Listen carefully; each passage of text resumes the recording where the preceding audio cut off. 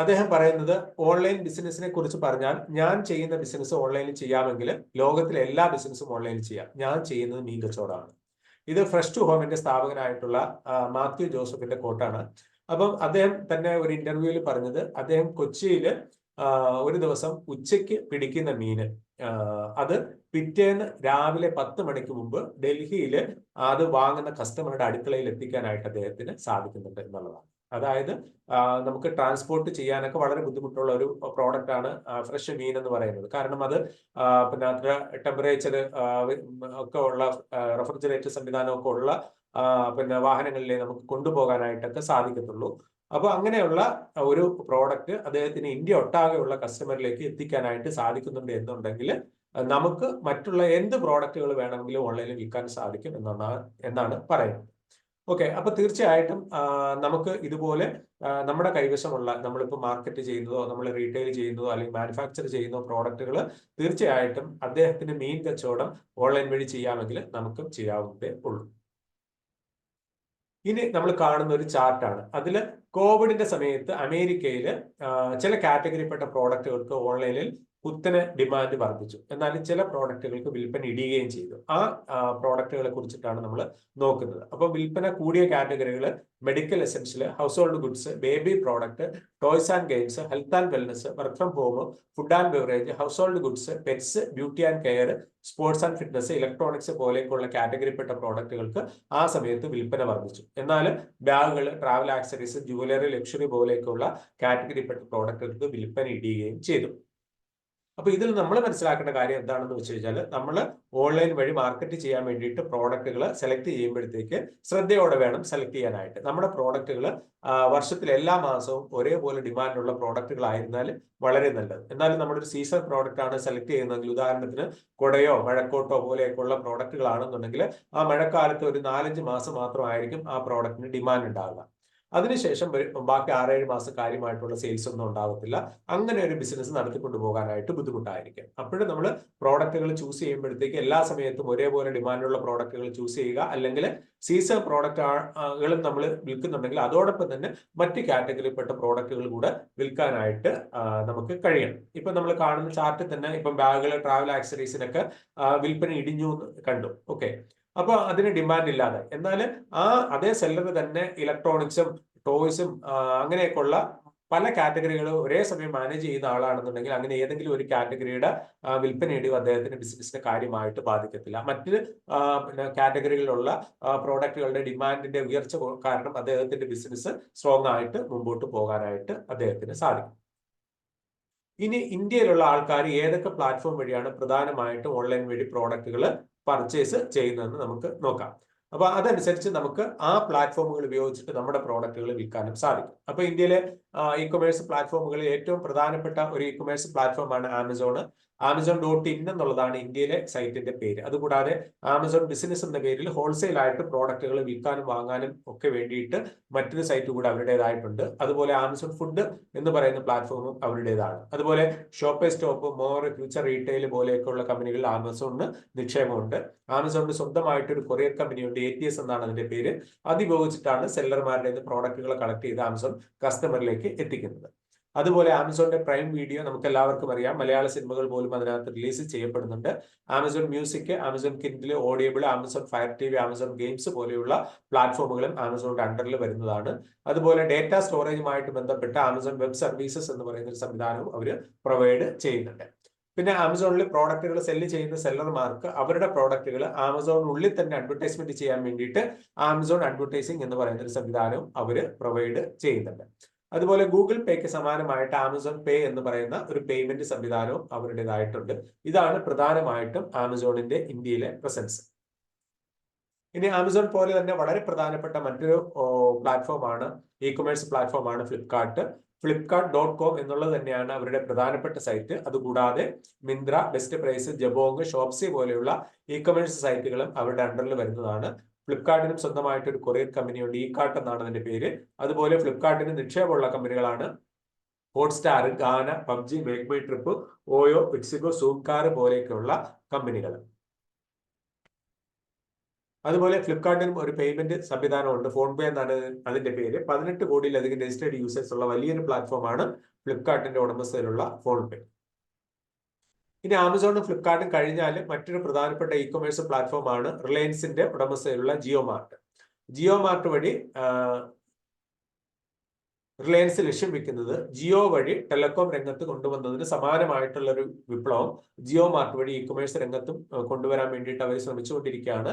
നിലവിൽ Jio മാർട്ടിന്റെ website, mobile ആപ്പും ഒക്കെ സജീവമാണ്. അതുവഴി നമുക്ക് പ്രോഡക്റ്റുകൾ വാങ്ങാൻ സാധിക്കും. നിലവിൽ ലിസ്റ്റ് ചെയ്തിട്ടുള്ള പ്രോഡക്റ്റുകളിൽ കൂടുതലും റിലയൻസിന്റെ തന്നെ ബ്രാൻഡുകളായിട്ടുള്ള റിലയൻസ് ഡിജിറ്റൽ, ഫുട് പ്രിന്റ്, ട്രെൻഡ്, ഫ്രഷ്, അജിയോ പോലെയൊക്കെയുള്ള ബ്രാൻഡുകളുടെ പ്രോഡക്റ്റുകളാണ് ജിയോ മാർട്ടിൽ ഇപ്പം നിലവിലുള്ളത്. അതുപോലെ തന്നെ കൂടുതൽ മാനുഫാക്ചേഴ്സിനെയും ഡിസ്ട്രിബ്യൂട്ടേഴ്സിനെയും റീറ്റെയിലേഴ്സിനെയും ഒക്കെ ജിയോ മാർട്ട് അവരുടെ പ്ലാറ്റ്ഫോമിലേക്ക് നിലവിൽ ആഡ് ചെയ്തുകൊണ്ടിരിക്കുകയാണ്.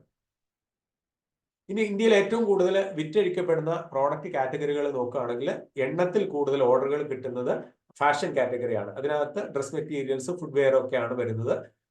അതുപോലെ വിൽപ്പന മൂല്യത്തിൽ ഒന്നാമതുള്ള കാറ്റഗറി ഇലക്ട്രോണിക്സ് ആണ്. അതിനകത്ത് സ്മാർട്ട് ഫോണുകൾ, ഹോം അപ്ലയൻസസ്, സ്മാർട്ട് ടെലിവിഷൻസ് ഇങ്ങനെയൊക്കെയുള്ള കാര്യങ്ങളാണ് കൂടുതലും വരുന്നത്. ഇനി കോവിഡിന്റെ സമയത്ത് ഇന്ത്യയിലെ വിൽപ്പന വർദ്ധിച്ച കാറ്റഗറികളെ പറ്റി പറയുകയാണെന്നുണ്ടെങ്കിൽ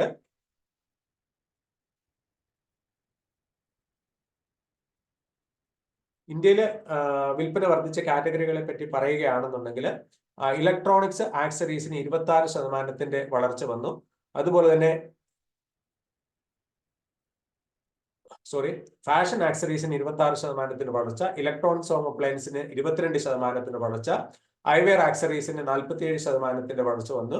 ബ്യൂട്ടി ആൻഡ് വെൽനസിന് 130% വളർച്ച, ഹെൽത്ത് ആൻഡ് ഫാർമ പ്രോഡക്റ്റുകൾക്ക് 38% വളർച്ച, FMCG അഗ്രികൾച്ചറിന് 55% വളർച്ചയുണ്ടായി.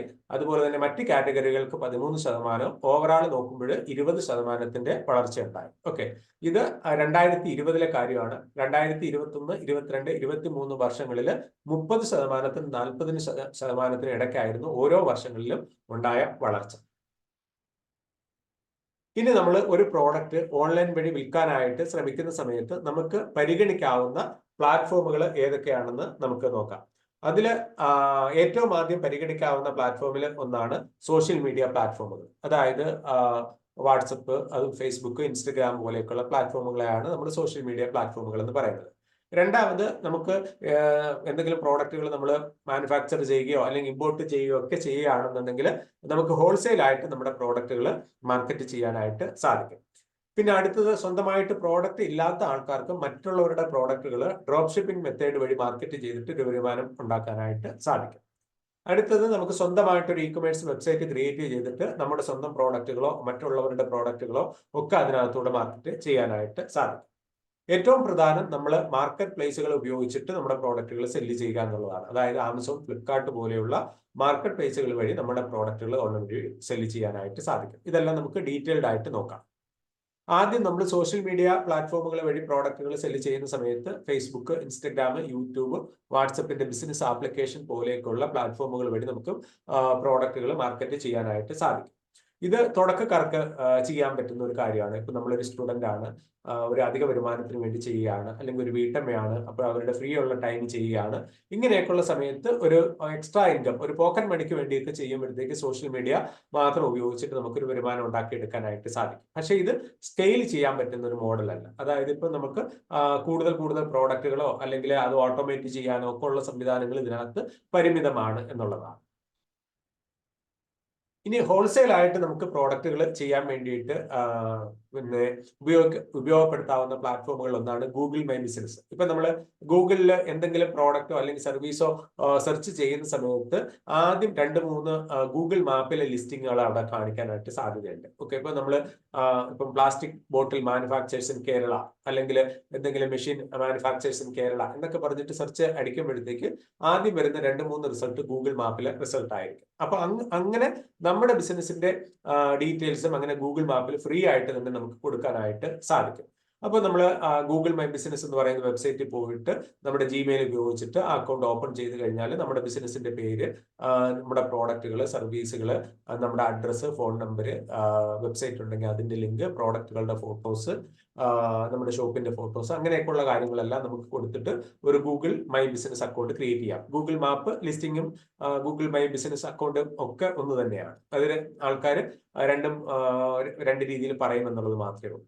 അപ്പൊ അങ്ങനെ നമ്മൾ അങ്ങനെ ഡീറ്റെയിൽസ് കൊടുത്തിട്ട് വെരിഫൈ ചെയ്തെടുത്തു കഴിഞ്ഞാൽ ആരെങ്കിലും നമ്മുടെ പ്രോഡക്റ്റോ അല്ലെങ്കിൽ നമ്മുടെ ബിസിനസിന്റെ പേരോ വെച്ചിട്ട് സെർച്ച് ചെയ്യുമ്പോഴത്തേക്ക് നമ്മൾ ഗൂഗിളിന്റെ ഫസ്റ്റ് പേജിൽ ആദ്യത്തെ 2-3 റിസൾട്ട് വരികയാണെങ്കിൽ ആൾക്കാർക്ക് ആ ലിങ്കിൽ ക്ലിക്ക് ചെയ്തിട്ട് നമ്മളെ വിളിക്കുകയോ അല്ലെന്നുണ്ടെങ്കിൽ നമ്മുടെ വെബ്സൈറ്റിൽ ലിങ്ക് കൊടുക്കുകയാണെങ്കിൽ അങ്ങോട്ട് പോയിട്ട് കാര്യങ്ങൾ നോക്കുകയോ അല്ലെങ്കിൽ അവർക്ക് പിന്നെ മൊബൈലിലാണെങ്കിൽ ഡയറക്ഷൻ നോക്കിയിട്ട് നമ്മുടെ ബിസിനസ്സിലേക്ക് വരികയോ ഒക്കെ ചെയ്യാനായിട്ട് സാധിക്കും. ഇത് വളരെ ഇമ്പോർട്ടന്റ് ആയിട്ടുള്ള ഒരു ടൂളാണ്. അതിപ്പോ നമ്മൾ പ്രോഡക്റ്റുകൾ വിൽക്കുന്ന ആൾക്കാർക്ക് മാത്രമല്ല, ഇപ്പൊ നമ്മൾ ഒരു സർവീസ് ഓറിയന്റഡ് ആയിട്ടുള്ള ബിസിനസ് നടത്തുന്ന ആളാണെന്നുണ്ടെങ്കിൽ കൂടെയും നമുക്ക് കൂടുതൽ ബിസിനസ് വർദ്ധിപ്പിക്കാൻ വേണ്ടിയിട്ട് തീർച്ചയായിട്ടും ഉപയോഗപ്പെടുത്തേണ്ട ഒന്നാണ് ഗൂഗിൾ മൈ ബിസിനസ്സിലെ ലിസ്റ്റിംഗ്. അത് ഫ്രീ ആണ്.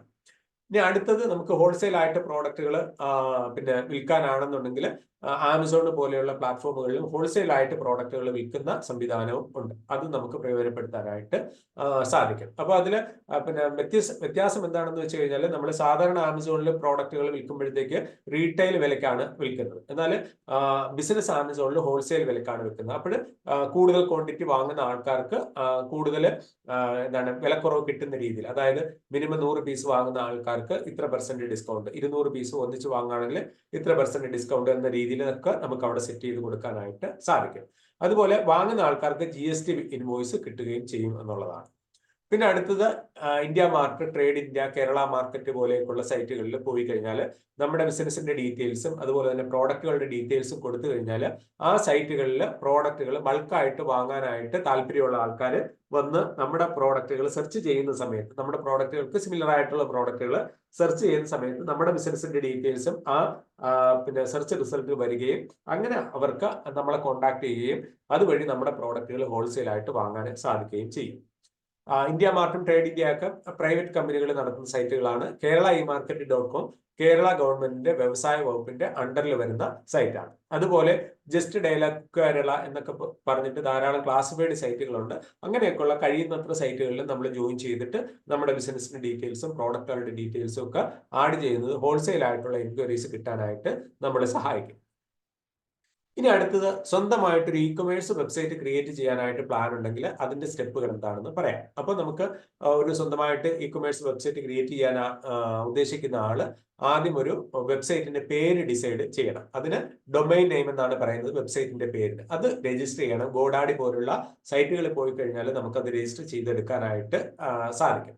അപ്പൊ അതില് രജിസ്റ്റർ ചെയ്യാൻ വേണ്ടിയിട്ട് ഒരു വർഷത്തേക്ക് 500 രൂപ മുതൽ 1000 രൂപ വരെയാണ് ചെലവ് നമുക്ക് അതിനകത്ത് വരിക. ഇനി രണ്ടാമത്തെ സ്റ്റെപ്പിൽ നമ്മൾ ഏത് പ്ലാറ്റ്ഫോം ഉപയോഗിച്ചിട്ടാണ് നമ്മുടെ വെബ്സൈറ്റ് ഡെവലപ്പ് ചെയ്യാൻ ഉദ്ദേശിക്കുന്നതെന്ന് സെലക്ട് ചെയ്യണം. അപ്പൊ പല പ്ലാറ്റ്ഫോമുകളുണ്ട്. വൂക്കമേഴ്സ് ഉണ്ട്, മജന്തോ ഉണ്ട്, ഷോപ്പിഫൈ ഉണ്ട്, ഇങ്ങനെ പല പ്ലാറ്റ്ഫോമുകളുണ്ട്. അപ്പം ചില പ്ലാറ്റ്ഫോമുകളിൽ നമ്മൾ ഇ-കൊമേഴ്സ് വെബ്സൈറ്റ് ക്രിയേറ്റ് ചെയ്യണമെങ്കിൽ കോഡിംഗ് സ്കില്ല്, വെബ് ഡെവലപ്മെന്റ് സ്കില്ലൊക്കെ നമുക്ക് വേണം. എന്നാൽ ഷോപ്പിഫൈ പോലെയുള്ള ഒരു ഇ-കൊമേഴ്സ് പിന്നെ പ്ലാറ്റ്ഫോമിൽ നമ്മൾ വെബ്സൈറ്റ് ക്രിയേറ്റ് ചെയ്യാനായിട്ട് നമുക്ക് യാതൊരു കോഡിംഗ് സ്കില്ലിന്റെയും ആവശ്യമില്ല. നമുക്ക് ഫേസ്ബുക്കിലൊക്കെ ഒരു അക്കൗണ്ട് ക്രിയേറ്റ് ചെയ്യുന്ന അത്ര സിമ്പിൾ ആയിട്ട് നമുക്ക് ഒരു അക്കൗണ്ട് അവിടെ തുടങ്ങാനായിട്ട് സാധിക്കും.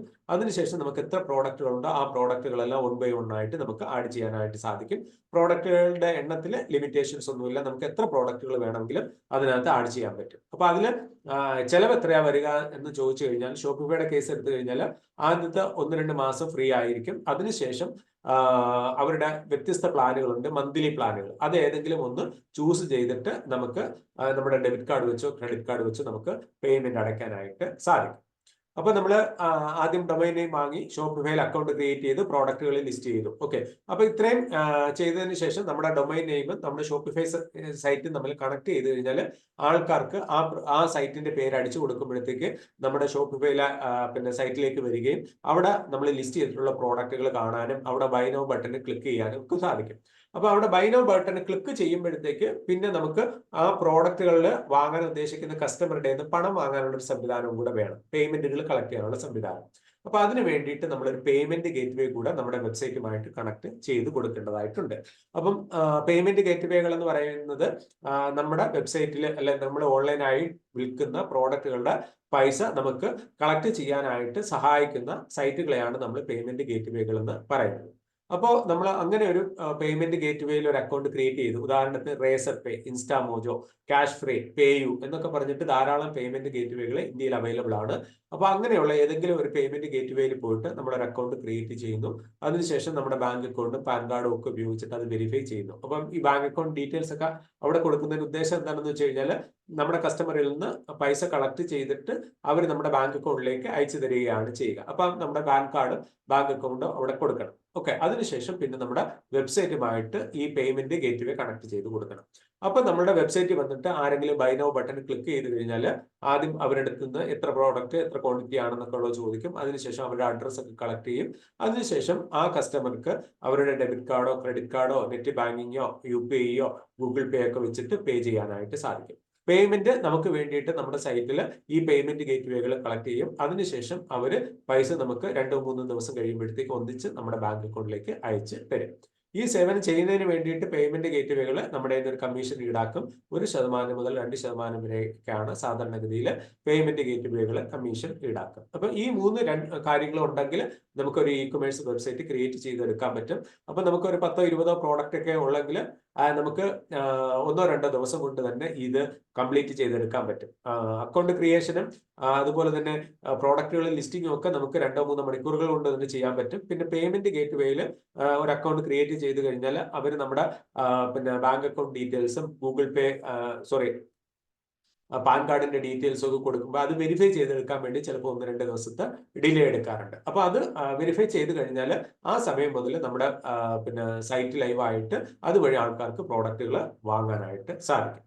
അപ്പൊ ഇങ്ങനെ നമ്മൾ വെബ്സൈറ്റ് എല്ലാം ഫിനിഷ് ആയത് കൊണ്ട് മാത്രമായില്ല, നമ്മൾ അതിനകത്തേക്ക് കൂടുതൽ ആൾക്കാരെ കൊണ്ടുവരേണ്ടതായിട്ടുണ്ട്. എന്നാൽ മാത്രമേ നമുക്ക് സ്കെയിൽസ് വർദ്ധിപ്പിക്കാനായിട്ട് സാധിക്കത്തുള്ളൂ. അപ്പൊ അതിന് പല മാർഗങ്ങളുണ്ട് നമ്മുടെ വെബ്സൈറ്റിലേക്ക് കൂടുതൽ ആൾക്കാരെ കൊണ്ടുവരാൻ വേണ്ടിയിട്ട്. അപ്പൊ അതിന് വേണ്ടിയിട്ട് നമുക്ക് ചെയ്യാവുന്ന ഒന്നാണ് ഫേസ്ബുക്ക്, ഇൻസ്റ്റഗ്രാം, യൂട്യൂബ്, ഗൂഗിൾ വഴിയൊക്കെ അഡ്വർടൈസ്മെന്റ് കൊടുക്കുക. അപ്പൊ നിങ്ങൾ ഈ ഫേസ്ബുക്കിലൊക്കെ ഇങ്ങനെ സ്ക്രോൾ ചെയ്ത് പോകുമ്പോഴത്തേക്ക് അവിടെ എന്തെങ്കിലും പ്രോഡക്റ്റുകളുടെ പരസ്യങ്ങളും അവിടെ ഷോപ്പ് നൗ ബട്ടണും ഒക്കെ കാണും. അപ്പൊ ഷോപ്പ് നൗ ബട്ടൺ ക്ലിക്ക് ചെയ്ത് കഴിഞ്ഞാൽ അവർ ഏതെങ്കിലും ഒരു വെബ്സൈറ്റിലേക്ക് നമ്മളെ കൊണ്ടുപോകുന്നതായിട്ടൊക്കെ നിങ്ങളുടെ ശ്രദ്ധയിലും വന്നിട്ടുണ്ടാകും. ഓക്കെ, അത് ഇത്തരത്തിൽ ആൾക്കാര് ഫേസ്ബുക്കിനും ഇൻസ്റ്റാഗ്രാമിനും ഒക്കെ അങ്ങോട്ട് പൈസ കൊടുത്തിട്ട് അഡ്വർടൈസ്മെന്റ് റൺ ചെയ്യുന്നത് കൊണ്ടാണ് അത്തരത്തിലുള്ള അഡ്വർടൈസ്മെന്റ് നമുക്ക് കാണാനായിട്ട് സാധിക്കും. അതുപോലെ നമുക്ക് വേണമെങ്കിലും അഡ്വർടൈസ്മെന്റ് കൊടുക്കാൻ സാധിക്കും. അതിന് അധികം പണച്ചെലവൊന്നുമില്ല. നമുക്ക് പെർ ഡേ ഒരു 100 രൂപയൊക്കെ സ്പെൻഡ് ചെയ്യാൻ ഉദ്ദേശം ഉണ്ടെങ്കിൽ തന്നെ അത്തരത്തിലുള്ള അഡ്വർടൈസ്മെന്റ് തുടങ്ങാനായിട്ട് സാധിക്കും.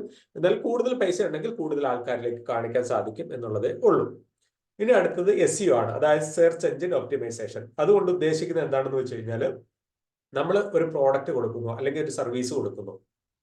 അപ്പം ഗൂഗിളിൽ വന്നിട്ട് ആൾക്കാർ പിന്നെ സർവീസോ പ്രോഡക്റ്റോ സെർച്ച് ചെയ്യുന്ന സമയത്ത് നമ്മുടെ വെബ്സൈറ്റ് ഫസ്റ്റ് പേജ്, ഗൂഗിളിന്റെ ഫസ്റ്റ് പേജിൽ ആദ്യത്തെ ഒരു 4-5 റിസൾട്ടുകൾക്കുള്ളിൽ വരികയാണെന്നുണ്ടെങ്കിൽ ആൾക്കാർ ആ ലിങ്കിൽ ക്ലിക്ക് ചെയ്തിട്ട് നമ്മുടെ സൈറ്റിലേക്ക് ഡയറക്റ്റ് വരികയും അങ്ങനെ ഒരു 100 പേര് വന്നു കഴിഞ്ഞാൽ ഒരു 4-5 പേരെങ്കിലും പ്രോഡക്റ്റുകൾ വാങ്ങാനും ഒക്കെ സാധ്യതയുണ്ട്.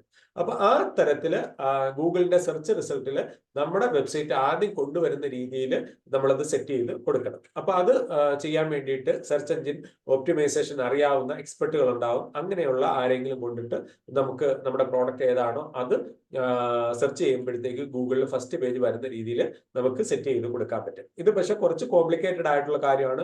പെട്ടെന്ന് അങ്ങനെ നമുക്ക് ഒരു പുതിയ സൈറ്റ് റാങ്ക് ചെയ്തെടുക്കാനൊക്കെ ബുദ്ധിമുട്ടായിരിക്കും.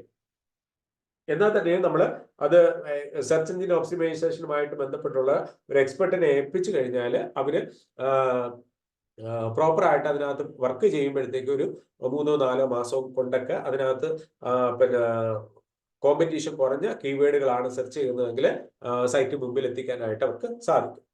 പിന്നെ മറ്റൊരു മാർക്കറ്റിംഗ് മെത്തേഡാണ് ഇൻഫ്ലുവൻസർ മാർക്കറ്റിംഗ്. ഇൻഫ്ലുവൻസർ മാർക്കറ്റിംഗ് എന്ന് പറയുമ്പോഴത്തേക്ക് നമ്മളിപ്പോൾ എന്തെങ്കിലും പ്രോഡക്റ്റുകളോ അല്ലെങ്കിൽ സർവീസുകളോ മാർക്കറ്റ് ചെയ്യാൻ ഉദ്ദേശിക്കുന്നുണ്ടെങ്കിൽ ഇപ്പം നിലവിൽ യൂട്യൂബിലോ ഇൻസ്റ്റഗ്രാമിലോ ഫേസ്ബുക്കിലോ ഒക്കെ ധാരാളം ഫോളോവേഴ്സ് ഉള്ള ആൾക്കാർ കാണും. അങ്ങനെയുള്ള ഏതെങ്കിലും ഇൻഫ്ലുവൻസറിനെ സമീപിച്ചിട്ട് അവരോട് പറയുക നമ്മുടെ പ്രോഡക്റ്റ് റിവ്യൂ ചെയ്യാൻ വേണ്ടിയിട്ട്, അല്ലെങ്കിൽ നമ്മുടെ സർവീസിനെ കുറിച്ചിട്ടുള്ള ഒരു പോസിറ്റീവായിട്ടുള്ള റിവ്യൂ കൊടുക്കാൻ വേണ്ടി അവരുടെ വീഡിയോയിൽ പറയാൻ വേണ്ടിയിട്ട്. അപ്പൊ അതിന് ചിലപ്പോൾ അവർക്ക് പ്രോഡക്റ്റ് ചിലപ്പോൾ ഫ്രീ ആയിട്ട് വിൽക്കേണ്ടി വരും. അല്ലെന്നുണ്ടെങ്കിൽ ചില വലിയ ഇൻഫ്ലുവൻസേഴ്സ് ഒക്കെ ആണെങ്കിൽ അവർക്ക് പൈസയും കൊടുക്കേണ്ടതായിട്ട് വരും. അപ്പൊ അങ്ങനെ കൊടുത്തിട്ട് നമ്മൾ നമ്മുടെ പ്രോഡക്റ്റിനെ പറ്റിയിട്ടുള്ള ഒരു പോസിറ്റീവ് ആയിട്ടുള്ള റിവ്യൂവും എങ്ങനെ വാങ്ങാൻ പറ്റും, അതിന്റെ ഗുണങ്ങൾ എന്താണെന്നൊക്കെ അവർ വീഡിയോയിൽ വിശദീകരിച്ച് പറയുമ്പോഴത്തേക്ക് അത് വാങ്ങാൻ താല്പര്യമുള്ള ആൾക്കാർ അങ്ങനെ നമ്മുടെ സൈറ്റിലേക്കോ അല്ലെങ്കിൽ നമ്മുടെ പ്രോഡക്റ്റ് ലിസ്റ്റ് ചെയ്തിട്ടുള്ള പേജിലേക്കോ ഒക്കെ വന്നിട്ട് അത് വാങ്ങാനുള്ള സാധ്യതയുണ്ട്. ഓക്കെ, അപ്പൊ ഇത്തരത്തില് നമുക്ക് നമ്മുടെ വെബ്സൈറ്റിലേക്ക് കൂടുതൽ ആൾക്കാരെ കൊണ്ടുവരികയും നമ്മുടെ പ്രോഡക്റ്റുകൾ വിൽക്കാനും സാധിക്കും എന്നുള്ളതാണ്. ഇനി അടുത്തത് ഡ്രോപ്പ് ഷിപ്പിംഗ്. ഡ്രോപ്പ് ഷിപ്പിംഗ് എന്ന് പറയുമ്പോൾ സ്വന്തമായിട്ട് പ്രോഡക്റ്റുകൾ ഇല്ലാത്ത ആൾക്കാർക്ക് ഉപയോഗിക്കാൻ പറ്റുന്ന ഒരു മെത്തേഡാണ് ഡ്രോപ്പ് ഷിപ്പിംഗ്. ഇപ്പൊ സാധാരണഗതിയിൽ പ്രോഡക്റ്റ് ഇല്ലെന്നുണ്ടെങ്കിൽ നമുക്ക് പിന്നെ എന്താ ചെയ്യാൻ പറ്റുക? നമ്മൾ ഹോൾസെയിൽ ആയ ഒരാളുടെ അടുത്തോ അല്ലെങ്കിൽ മാനുഫാക്ചർ ചെയ്യുന്ന ഒരാളുടെ അടുത്തോ പോയിട്ട് പ്രോഡക്റ്റുകൾ ഹോൾസെയിൽ വിലയ്ക്ക് വാങ്ങേണ്ടതായിട്ട് വരും. അപ്പൊ അങ്ങനെ വാങ്ങാനായിട്ട് ശ്രമിക്കുമ്പോഴത്തേ അവർ കുറെ കണ്ടീഷൻസ് വെക്കും. നിങ്ങൾ മിനിമം ഒരു 100 പീസ് വാങ്ങണം, അല്ലെന്നുണ്ടെങ്കിൽ ഒരു 50,000 രൂപയുടെ പ്രോഡക്റ്റ് ഒന്നിച്ചെടുക്കണം, എന്നാൽ മാത്രമേ നിങ്ങൾക്ക് ഹോൾസെയിൽ റേറ്റ് തരാൻ പറ്റൂ എന്നൊക്കെ പറയും. അപ്പൊ അങ്ങനെയുള്ള ഒരു പിന്നെ ഹോൾസെയിൽ ആയിട്ട് വാങ്ങാനുള്ള ഒരു സാഹചര്യം നിങ്ങൾക്കില്ലെങ്കിൽ പിന്നെ ട്രൈ ചെയ്യാവുന്ന ഒന്നാണ് ഡ്രോപ്പ് ഷിപ്പിംഗ്. അപ്പം ഗ്ലോറോഡ് പോലെയുള്ള ഡ്രോപ്പ് ഷിപ്പിംഗ് വെബ്സൈറ്റുകളിൽ ഹോൾസെയിൽ റേറ്റിന് സിംഗിൾ പ്രോഡക്റ്റുകൾ അവൈലബിൾ ആണ്. അതായത് നമ്മൾ ബൾക്കായിട്ട് വാങ്ങേണ്ടതില്ല, പ്രോഡക്റ്റ് അവിടെ ഒരു പീസ് വാങ്ങിക്കഴിഞ്ഞാലും അതിന്റെ ഹോൾസെയിൽ റേറ്റിൽ അവൈലബിൾ ആണ്. അത്തരത്തിലുള്ള വെബ്സൈറ്റുകൾ ഇപ്പം നിലവിൽ ഉണ്ട്. അപ്പം ഗ്ലോറോഡിന്റെ മൊബൈൽ ആപ്പിലോ അല്ലെങ്കിൽ അതിന്റെ വെബ്സൈറ്റിലോ പോയി കഴിഞ്ഞാൽ ഒരുപാട് കാറ്റഗറിയിലുള്ള പ്രോഡക്റ്റുകൾ ഹോൾസെയിൽ റേറ്റിന് അവിടെ ലിസ്റ്റ് ചെയ്തിട്ടുള്ളത് കാണാൻ പറ്റും. അപ്പോൾ ഞാൻ ക്ലോത്തിങ്ങിന്റെ കാറ്റഗറി പോയിട്ട് ഒരു ടീഷർട്ട് നോക്കുമ്പോൾ അവിടെ 250 രൂപയാണ് വില. ഓക്കെ, അപ്പൊ എനിക്ക് തോന്നുകയാണ് ഇത് 500 രൂപയ്ക്ക് വിൽക്കാൻ പറ്റുന്ന ഒരു ടീഷർട്ട് ആണ് എന്നുണ്ടെങ്കിൽ ആ പ്രോഡക്റ്റിന്റെ ഡീറ്റെയിൽസും ഫോട്ടോസും ഒക്കെ എനിക്ക് എന്റെ വെബ്സൈറ്റിലേക്ക് ട്രാൻസ്ഫർ ചെയ്യാൻ പറ്റും.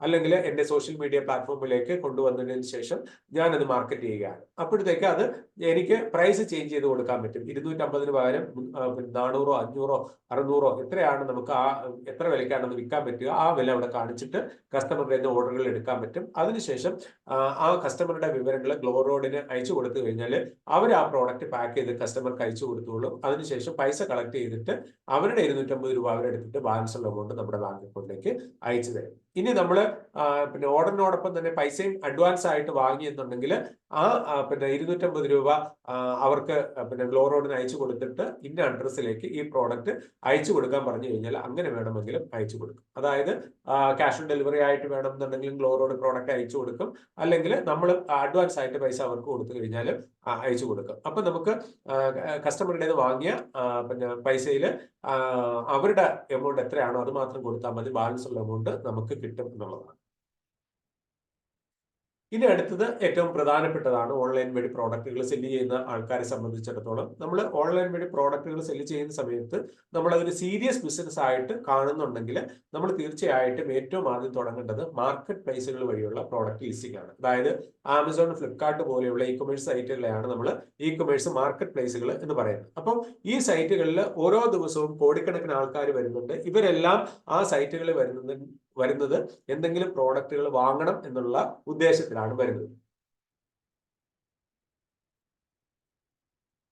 അങ്ങനെ വരുന്ന ആൾക്കാർ പ്രോഡക്റ്റുകൾ സെർച്ച് ചെയ്യുന്ന സമയത്ത് നമ്മുടെ പ്രോഡക്റ്റുകളും ആ സെർച്ച് റിസൾട്ടുകൾ വന്നു കഴിഞ്ഞാൽ ആൾക്കാർ നമ്മുടെ പ്രോഡക്റ്റുകൾ കാണാനും വാങ്ങാനുമുള്ള സാധ്യത കൂടുതലുണ്ട്. അതുകൊണ്ട് തന്നെ ഈ മാർക്കറ്റ് പ്ലേസുകളിൽ നമ്മൾ നിർബന്ധമായിട്ടും പ്രോഡക്റ്റുകൾ ലിസ്റ്റ് ചെയ്തിരിക്കണം. അപ്പൊ ആമസോൺ, ഫ്ലിപ്കാർട്ട് പോലെയൊക്കെയുള്ള മാർക്കറ്റ് പ്ലേസുകൾ എല്ലാ കാറ്റഗറിയിൽപ്പെട്ട പ്രോഡക്റ്റുകളും അതിനകത്ത് ഉണ്ടെന്ന് നമുക്ക് എല്ലാവർക്കും അറിയാം. എന്നാലും ചില മാർക്കറ്റ് പ്ലേസുകളിൽ 1-2 കാറ്റഗറിയിൽപ്പെട്ട പ്രോഡക്റ്റുകൾ മാത്രമായിരിക്കും ഉണ്ടാവുക. ഉദാഹരണത്തിന് മിന്ത്ര, കൂസ് പോലെയുള്ള മാർക്കറ്റ് പ്ലേസുകളിൽ ഫാഷൻ ആക്സറീസ് ആണ് ഉള്ളത്. ബേബി പ്രോഡക്ട്സുകൾ വിൽക്കുന്ന മാർക്കറ്റ് പ്ലേസുകളാണ് first cry, babies world, Hopscotch പോലെയുള്ളത്. ബിഗ് ബാസ്ക്കറ്റില് ഗ്രോസറി ആണ് പ്രധാനമായിട്ടും ഉള്ളത്. അതുപോലെ ഫർണിച്ചർ പ്രോഡക്റ്റുകളാണ് pepper fry, urban ladder, engrave, mad home പോലെയുള്ള മാർക്കറ്റ് പ്ലേസുകളിൽ ഉണ്ടാവുക. Netmeds, OnMG, health kart, Nykaa പോലെയുള്ള മാർക്കറ്റ് പ്ലേസുകളിൽ ഹെൽത്ത് ആൻഡ് പേഴ്സണൽ കെയർ പ്രോഡക്റ്റുകളാണ് പ്രധാനമായിട്ടും ഉള്ളത്. അപ്പൊ നമ്മൾ ആദ്യം ജോയിൻ ചെയ്യേണ്ടത് ആമസോൺ, ഫ്ലിപ്കാർട്ട് പോലെയുള്ള ഇന്ത്യയിലെ ഏറ്റവും ലീഡിംഗ് ആയിട്ടുള്ള മാർക്കറ്റ് പ്ലേസുകളിലാണ്. അതിനുശേഷം പിന്നെ നമ്മുടെ പ്രോഡക്റ്റുകൾ ഏതൊക്കെ മാർക്കറ്റ് പ്ലേസുകൾ അല്ലെങ്കിൽ നമുക്ക് ലിസ്റ്റ് ചെയ്യാൻ പറ്റുമെന്ന് നോക്കിയിട്ട് 1 by 1 ആയിട്ട് മറ്റെല്ലാ മാർക്കറ്റ് പ്ലേസുകളെയും നമുക്ക് കവർ ചെയ്യാനായിട്ട് സാധിക്കും. ഇതിൽ ഫ്ലിപ്കാർട്ടിന്റെ കേസ് പറഞ്ഞു കഴിഞ്ഞാൽ 2007 ഫ്ലിപ്കാർട്ട് ഇന്ത്യയിൽ പ്രവർത്തനം ആരംഭിച്ചത്. ഇന്ത്യയിൽ തന്നെ തുടങ്ങിയ ഒരു സ്റ്റാർട്ടപ്പ് ആയിരുന്നു. അവർ ബാംഗ്ലൂർ ബേസ് ചെയ്തിട്ട് സുഹൃത്തുക്കളായിട്ടുള്ള 2 സംരംഭകർ ചേർന്ന് തുടങ്ങിയ ഒരു ചെറിയ സ്റ്റാർട്ടപ്പ് ആയിരുന്നു ഫ്ലിപ്കാർട്ട്. എന്നാൽ ഇന്ത്യ കണ്ട ഏറ്റവും വലിയ ഇ കൊമേഴ്സ് പ്ലാറ്റ്ഫോമുകളിൽ ഒന്നായിട്ട് അവർ വളർന്നു വന്നു. 2018 അമേരിക്കൻ റീറ്റെയിൽ ഭീമനായിട്ടുള്ള വാൾമാർട്ട് അവരുടെ ഭൂരിഭാഗം ഓഹരികളെ ഏറ്റെടുത്തു. നിലവിൽ വാൾമാർട്ടാണ് ഫ്ലിപ്കാർട്ടിന്റെ ഉടമസ്ഥര്.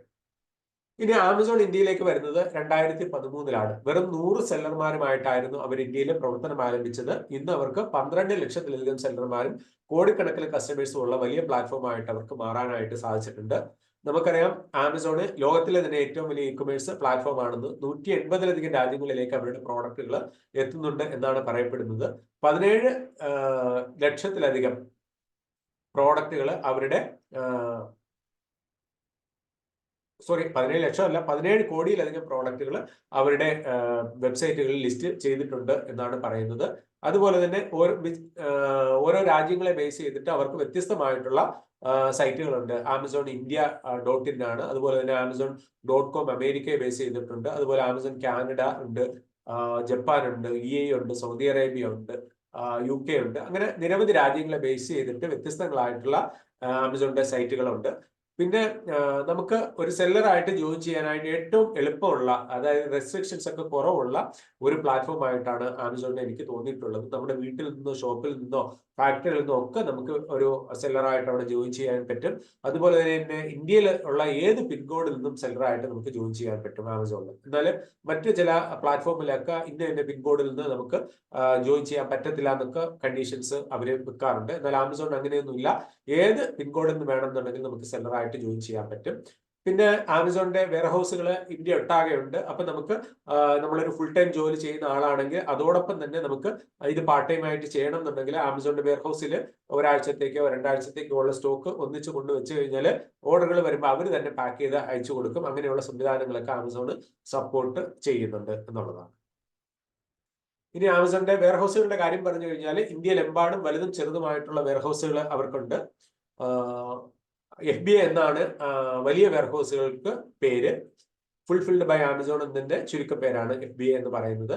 അപ്പൊ ഇങ്ങനെയുള്ള വലിയ വെയർഹൗസുകൾ ഉള്ളത് ഹരിയാന, പഞ്ചാബ്, രാജസ്ഥാൻ, ഗുജറാത്ത്, മഹാരാഷ്ട്ര, കർണാടക, ഡൽഹി, വെസ്റ്റ് ബംഗാൾ, തെലങ്കാന, തമിഴ്നാട് ഇത്രയും സ്ഥലങ്ങളിലാണ് ആമസോണിന്റെ FBA എന്ന പേരിൽ അറിയപ്പെടുന്ന വലിയ വെയർഹൗസുകൾ ഉള്ളത്. കേരളത്തിലുള്ളത് MSF എന്ന പേരിൽ അറിയപ്പെടുന്ന ചെറിയ വെയർഹൗസുകളാണ്. അതിൽ പ്രവർത്തന രീതിയിൽ വ്യത്യാസമൊന്നുമില്ല, എന്നാൽ അതിന്റെ സൈസിൽ മാത്രമാണ് വ്യത്യാസം. MSF ചെറുതാണ്, മൾട്ടി സെല്ലർ ഫ്ലെക്സ് എന്നാണ് MSFന്റെ ചുരുക്കപ്പേര്.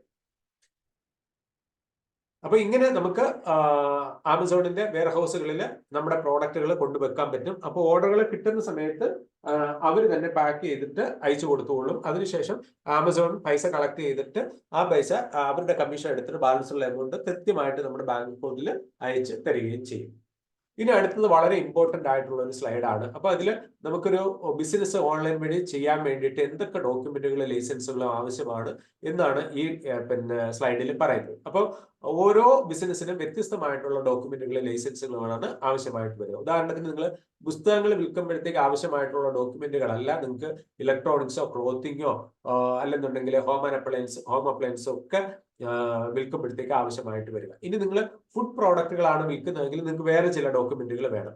ഇനി നിങ്ങൾ എന്തെങ്കിലും മരുന്നുകളോ കോസ്മെറ്റിക്സോ ഒക്കെയാണ് ഉണ്ടാക്കുന്നതെങ്കിൽ വേറെ ചില ഡോക്യുമെന്റുകളായിരിക്കും ആവശ്യമായിട്ട് വരിക. അതുകൊണ്ട് ദയവായിട്ട് ചാറ്റ് ബോക്സിൽ എല്ലാവരും എന്ത് പ്രോഡക്റ്റ് ആണ് വിൽക്കാൻ ഉദ്ദേശിക്കുന്നതെന്ന് കമന്റ് ചെയ്യുക. ഓക്കെ, അപ്പം അതുമായിട്ട് ബന്ധപ്പെട്ടുള്ള കാര്യങ്ങളും കൂടെ എനിക്ക് പറയാനായിട്ട് സാധിക്കും. ഇപ്പൊ നിങ്ങൾ സ്പൈസസ് ആണെങ്കിൽ സ്പൈസസ്, ക്ലോത്തിങ് ആണെങ്കിൽ ക്ലോത്തിങ്, ഇലക്ട്രോണിക്സ് ആണെങ്കിൽ ഇലക്ട്രോണിക്സ്, ഫർണിച്ചർ ആണെങ്കിൽ ഫർണിച്ചർ, എന്ത് പ്രോഡക്റ്റ് ആണ് നിങ്ങൾ ഓൺലൈനിൽ വിൽക്കാൻ ഉദ്ദേശിക്കുന്നത് എന്നുള്ള കാര്യം ദയവായിട്ട് ചാറ്റ് ബോക്സിൽ കമന്റ് ചെയ്യുക.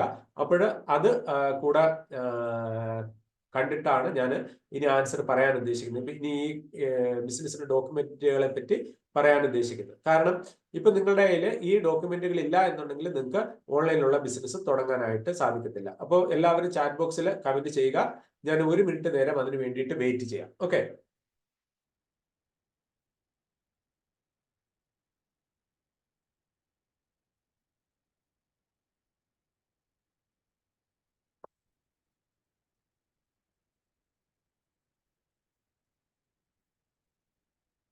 ഇവിടെ മെൻഷൻ ചെയ്തിരിക്കുന്ന പ്രോഡക്റ്റുകൾ mobile accessories, gadgets, furniture, leather belt, fragrance, dress materials, soft doll, okay, fragrance, baby shop, okay, perfume, gents purse, spices, clothing, car care പ്രോഡക്റ്റുകൾ, fancy materials and dress designing materials, organic manure, ഇത്രയും കാര്യങ്ങളാണ് ഇതിനകത്ത് mention ചെയ്തിട്ടുള്ളത്. അപ്പൊ ഞാൻ 1 by 1 ആയിട്ട് തുടങ്ങാം. ഇനി ആരെങ്കിലും മെൻഷൻ ചെയ്തിട്ടില്ല എന്നുണ്ടെങ്കിൽ അതുകൂടെ പറയുക, അതുകൂടെ ചാറ്റ് ബോക്സിൽ കമന്റ് ചെയ്യുക. അപ്പം നമ്മൾ ഏറ്റവും ബേസിക് ആയിട്ട് നമ്മളിപ്പോ ഒരു ബിസിനസ് നമ്മൾ സ്ഥിര വരുമാനം ഉണ്ടാക്കണം എന്നുള്ള ഉദ്ദേശത്തോടു കൂടി ഒരു ഗൗരവമുള്ള ബിസിനസ് ആയിട്ട് ചെയ്യുമ്പോഴാണ് ഈ ഡോക്യുമെന്റുകളൊക്കെ നമുക്ക് ആവശ്യമായിട്ട് വരിക. ഞാൻ നേരത്തെ പറഞ്ഞതുപോലെ സോഷ്യൽ മീഡിയയിൽ ഒരു സ്റ്റുഡന്റ് ഒരു അഡീഷണൽ ഇൻകത്തിന് വേണ്ടിയിട്ട്, അല്ലെങ്കിൽ ഒരു വീട്ടമ്മ ഒരു പരീക്ഷാടിസ്ഥാനത്തിൽ എന്തെങ്കിലും ചെറിയ കാര്യങ്ങൾ വിൽക്കുന്ന സമയത്ത് ഇങ്ങനെയുള്ള ഡോക്യുമെന്റുകളൊന്നും എടുത്തിട്ടല്ല അവർ ചെയ്യുന്നത്. എന്നാലും നമ്മളൊരു ബിസിനസ് ആയിട്ട് നമ്മളത് വളർത്താൻ പിന്നെ എന്താണ് ലോങ് ടൈമിൽ ചെയ്യണം എന്നുള്ള ഉദ്ദേശത്തോടു കൂടി കുറച്ച് പണമൊക്കെ മുടക്കിയിട്ട് ചെയ്യുകയാണെന്നുണ്ടെങ്കിൽ ഈ ഡോക്യുമെന്റുകൾ എടുത്തിട്ട് തന്നെ ചെയ്യണം. പിന്നെ ആമസോൺ, ഫ്ലിപ്കാർട്ട് പോലെയൊക്കെയുള്ള സൈറ്റുകൾ ചെയ്യുമ്പോഴത്തേക്ക് ഡോക്യുമെന്റുകൾ ഇല്ലെന്നുണ്ടെങ്കിൽ നമുക്ക് ചെയ്യാനും പറ്റത്തില്ല. അപ്പൊ നമുക്ക് ഏറ്റവും ബേസിക് ആയിട്ട് വേണ്ടത് ബാങ്ക് അക്കൗണ്ടും പാൻ കാർഡുമാണ്. ബാങ്ക് അക്കൗണ്ട് നമ്മുടെ സേവിങ്സ് ബാങ്ക് അക്കൗണ്ട് ആണെന്നുണ്ടെങ്കിൽ അത് ഉപയോഗിക്കാം. ഇനി നിങ്ങൾക്ക് കറണ്ട് അക്കൗണ്ട് ഉണ്ടെങ്കിൽ അത് വേണമെന്നുണ്ടെങ്കിലും ഉപയോഗിക്കാനായിട്ട് സാധിക്കും. ഓക്കെ, കറണ്ട് അക്കൗണ്ട് വേണം നിർബന്ധമൊന്നുമില്ല, നമുക്ക് സേവിങ്സ് ബാങ്ക് അക്കൗണ്ട് അതുപോലെ തന്നെ ഉപയോഗിക്കാനായിട്ട് സാധിക്കും. അടുത്ത് നമ്മുടെ പാൻ കാർഡാണ്. നമ്മുടെ വ്യക്തിപരമായിട്ടുള്ള പാൻ കാർഡ് ഉപയോഗിക്കാം. ഇനി പ്രൈവറ്റ് ലിമിറ്റഡ് കമ്പനിയൊക്കെ ഉള്ള ആൾക്കാരാണെങ്കിൽ അതിന്റെ പാൻ കാർഡ് വേണമെന്നുണ്ടെങ്കിലും ഉപയോഗിക്കാനായിട്ട് സാധിക്കും. ഓക്കെ, ഈ 2 ഡോക്യുമെന്റുകൾ ഉണ്ടെങ്കിൽ GST ബാധകമല്ലാത്ത പ്രോഡക്റ്റുകൾ നമുക്ക് വിൽക്കാനായിട്ട് സാധിക്കും. ഉദാഹരണത്തിന് പുസ്തകങ്ങൾ വിൽക്കാൻ വേണ്ടിയിട്ട് GST ബാധകമല്ല. കാരണം GST രജിസ്ട്രേഷൻ എടുക്കേണ്ട കാര്യമില്ല. കാരണം അത് 0 GST ഉള്ള ഒരു പ്രോഡക്റ്റ് ആണ് പുസ്തകങ്ങൾ എന്ന് പറയുന്നത്. അപ്പൊ അത് 2 പിന്നെ പുസ്തകങ്ങൾ വിൽക്കാൻ വേണ്ടിയിട്ട് ഈ 2 ഡോക്യുമെന്റ് മതി. ബാങ്ക് അക്കൗണ്ട്, പാൻ കാർഡ് മാത്രം മതി. ഇനി അടുത്തത് ഇപ്പൊ ഇവിടെ മെൻഷൻ ചെയ്തിട്ടുള്ള മിക്കവാറും ഒക്കെ പ്രോഡക്റ്റുകൾ GST ബാധകമായിട്ടുള്ള പ്രോഡക്റ്റുകളാണ്. അപ്പൊ അങ്ങനെയുള്ള പ്രോഡക്റ്റുകൾ നമ്മൾ ഓൺലൈനിൽ വിൽക്കണം എന്നുണ്ടെങ്കിൽ നമ്മൾ GST രജിസ്ട്രേഷൻ എടുക്കണം. GST രജിസ്ട്രേഷൻ തന്നെ 2 തരത്തിലുണ്ട്. അത് കോമ്പസ്റ്റൻ GSTയും റെഗുലർ GSTയും. അപ്പൊ നമ്മൾ എടുക്കേണ്ടത് റെഗുലർ GST ആണ്. റെഗുലർ GST എടുക്കാനായിട്ട് ഗവൺമെന്റ് ഫീസ് ഒന്നുമില്ല. അത് നമ്മുടെ ടൗണിലുള്ള ഏതെങ്കിലും ഒരു ടാക്സ് കൺസൾട്ടന്റിനെ സമീപിച്ചു കഴിഞ്ഞാൽ നമുക്ക് വേണ്ടിയിട്ട് അദ്ദേഹം അപ്ലൈ ചെയ്തു തരും.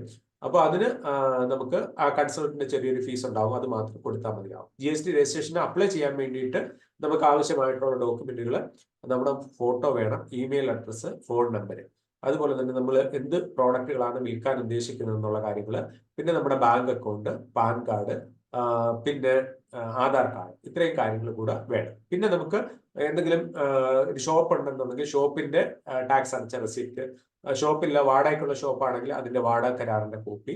ഇനി നമുക്ക് ഷോപ്പും വാടകയ്ക്കും ഇല്ല, സ്വന്തമായിട്ടും ഇല്ല, നമ്മൾ വീട്ടിന്റെ അഡ്രസ്സ് ഉപയോഗിച്ചിട്ടാണ് GST എടുക്കാൻ ഉദ്ദേശിക്കുന്നതെങ്കിൽ വീടിന്റെ നമ്പർ, വീടിന്റെ അഡ്രസ്സ്, ഇലക്ട്രിസിറ്റി ബില്ലിന്റെ കോപ്പി, പിന്നെ വീടിന്റെ ബിൽഡിംഗ് ടാക്സ് അടച്ച റെസിപ്റ്റ്, ഇത്രയും കാര്യങ്ങൾ നമ്മുടെ കയ്യിൽ വേണം. ഇത്രയും ഉണ്ടെന്നുണ്ടെങ്കിൽ നമുക്ക് GST രജിസ്ട്രേഷന് അപ്ലൈ ചെയ്യാനായിട്ട് സാധിക്കും.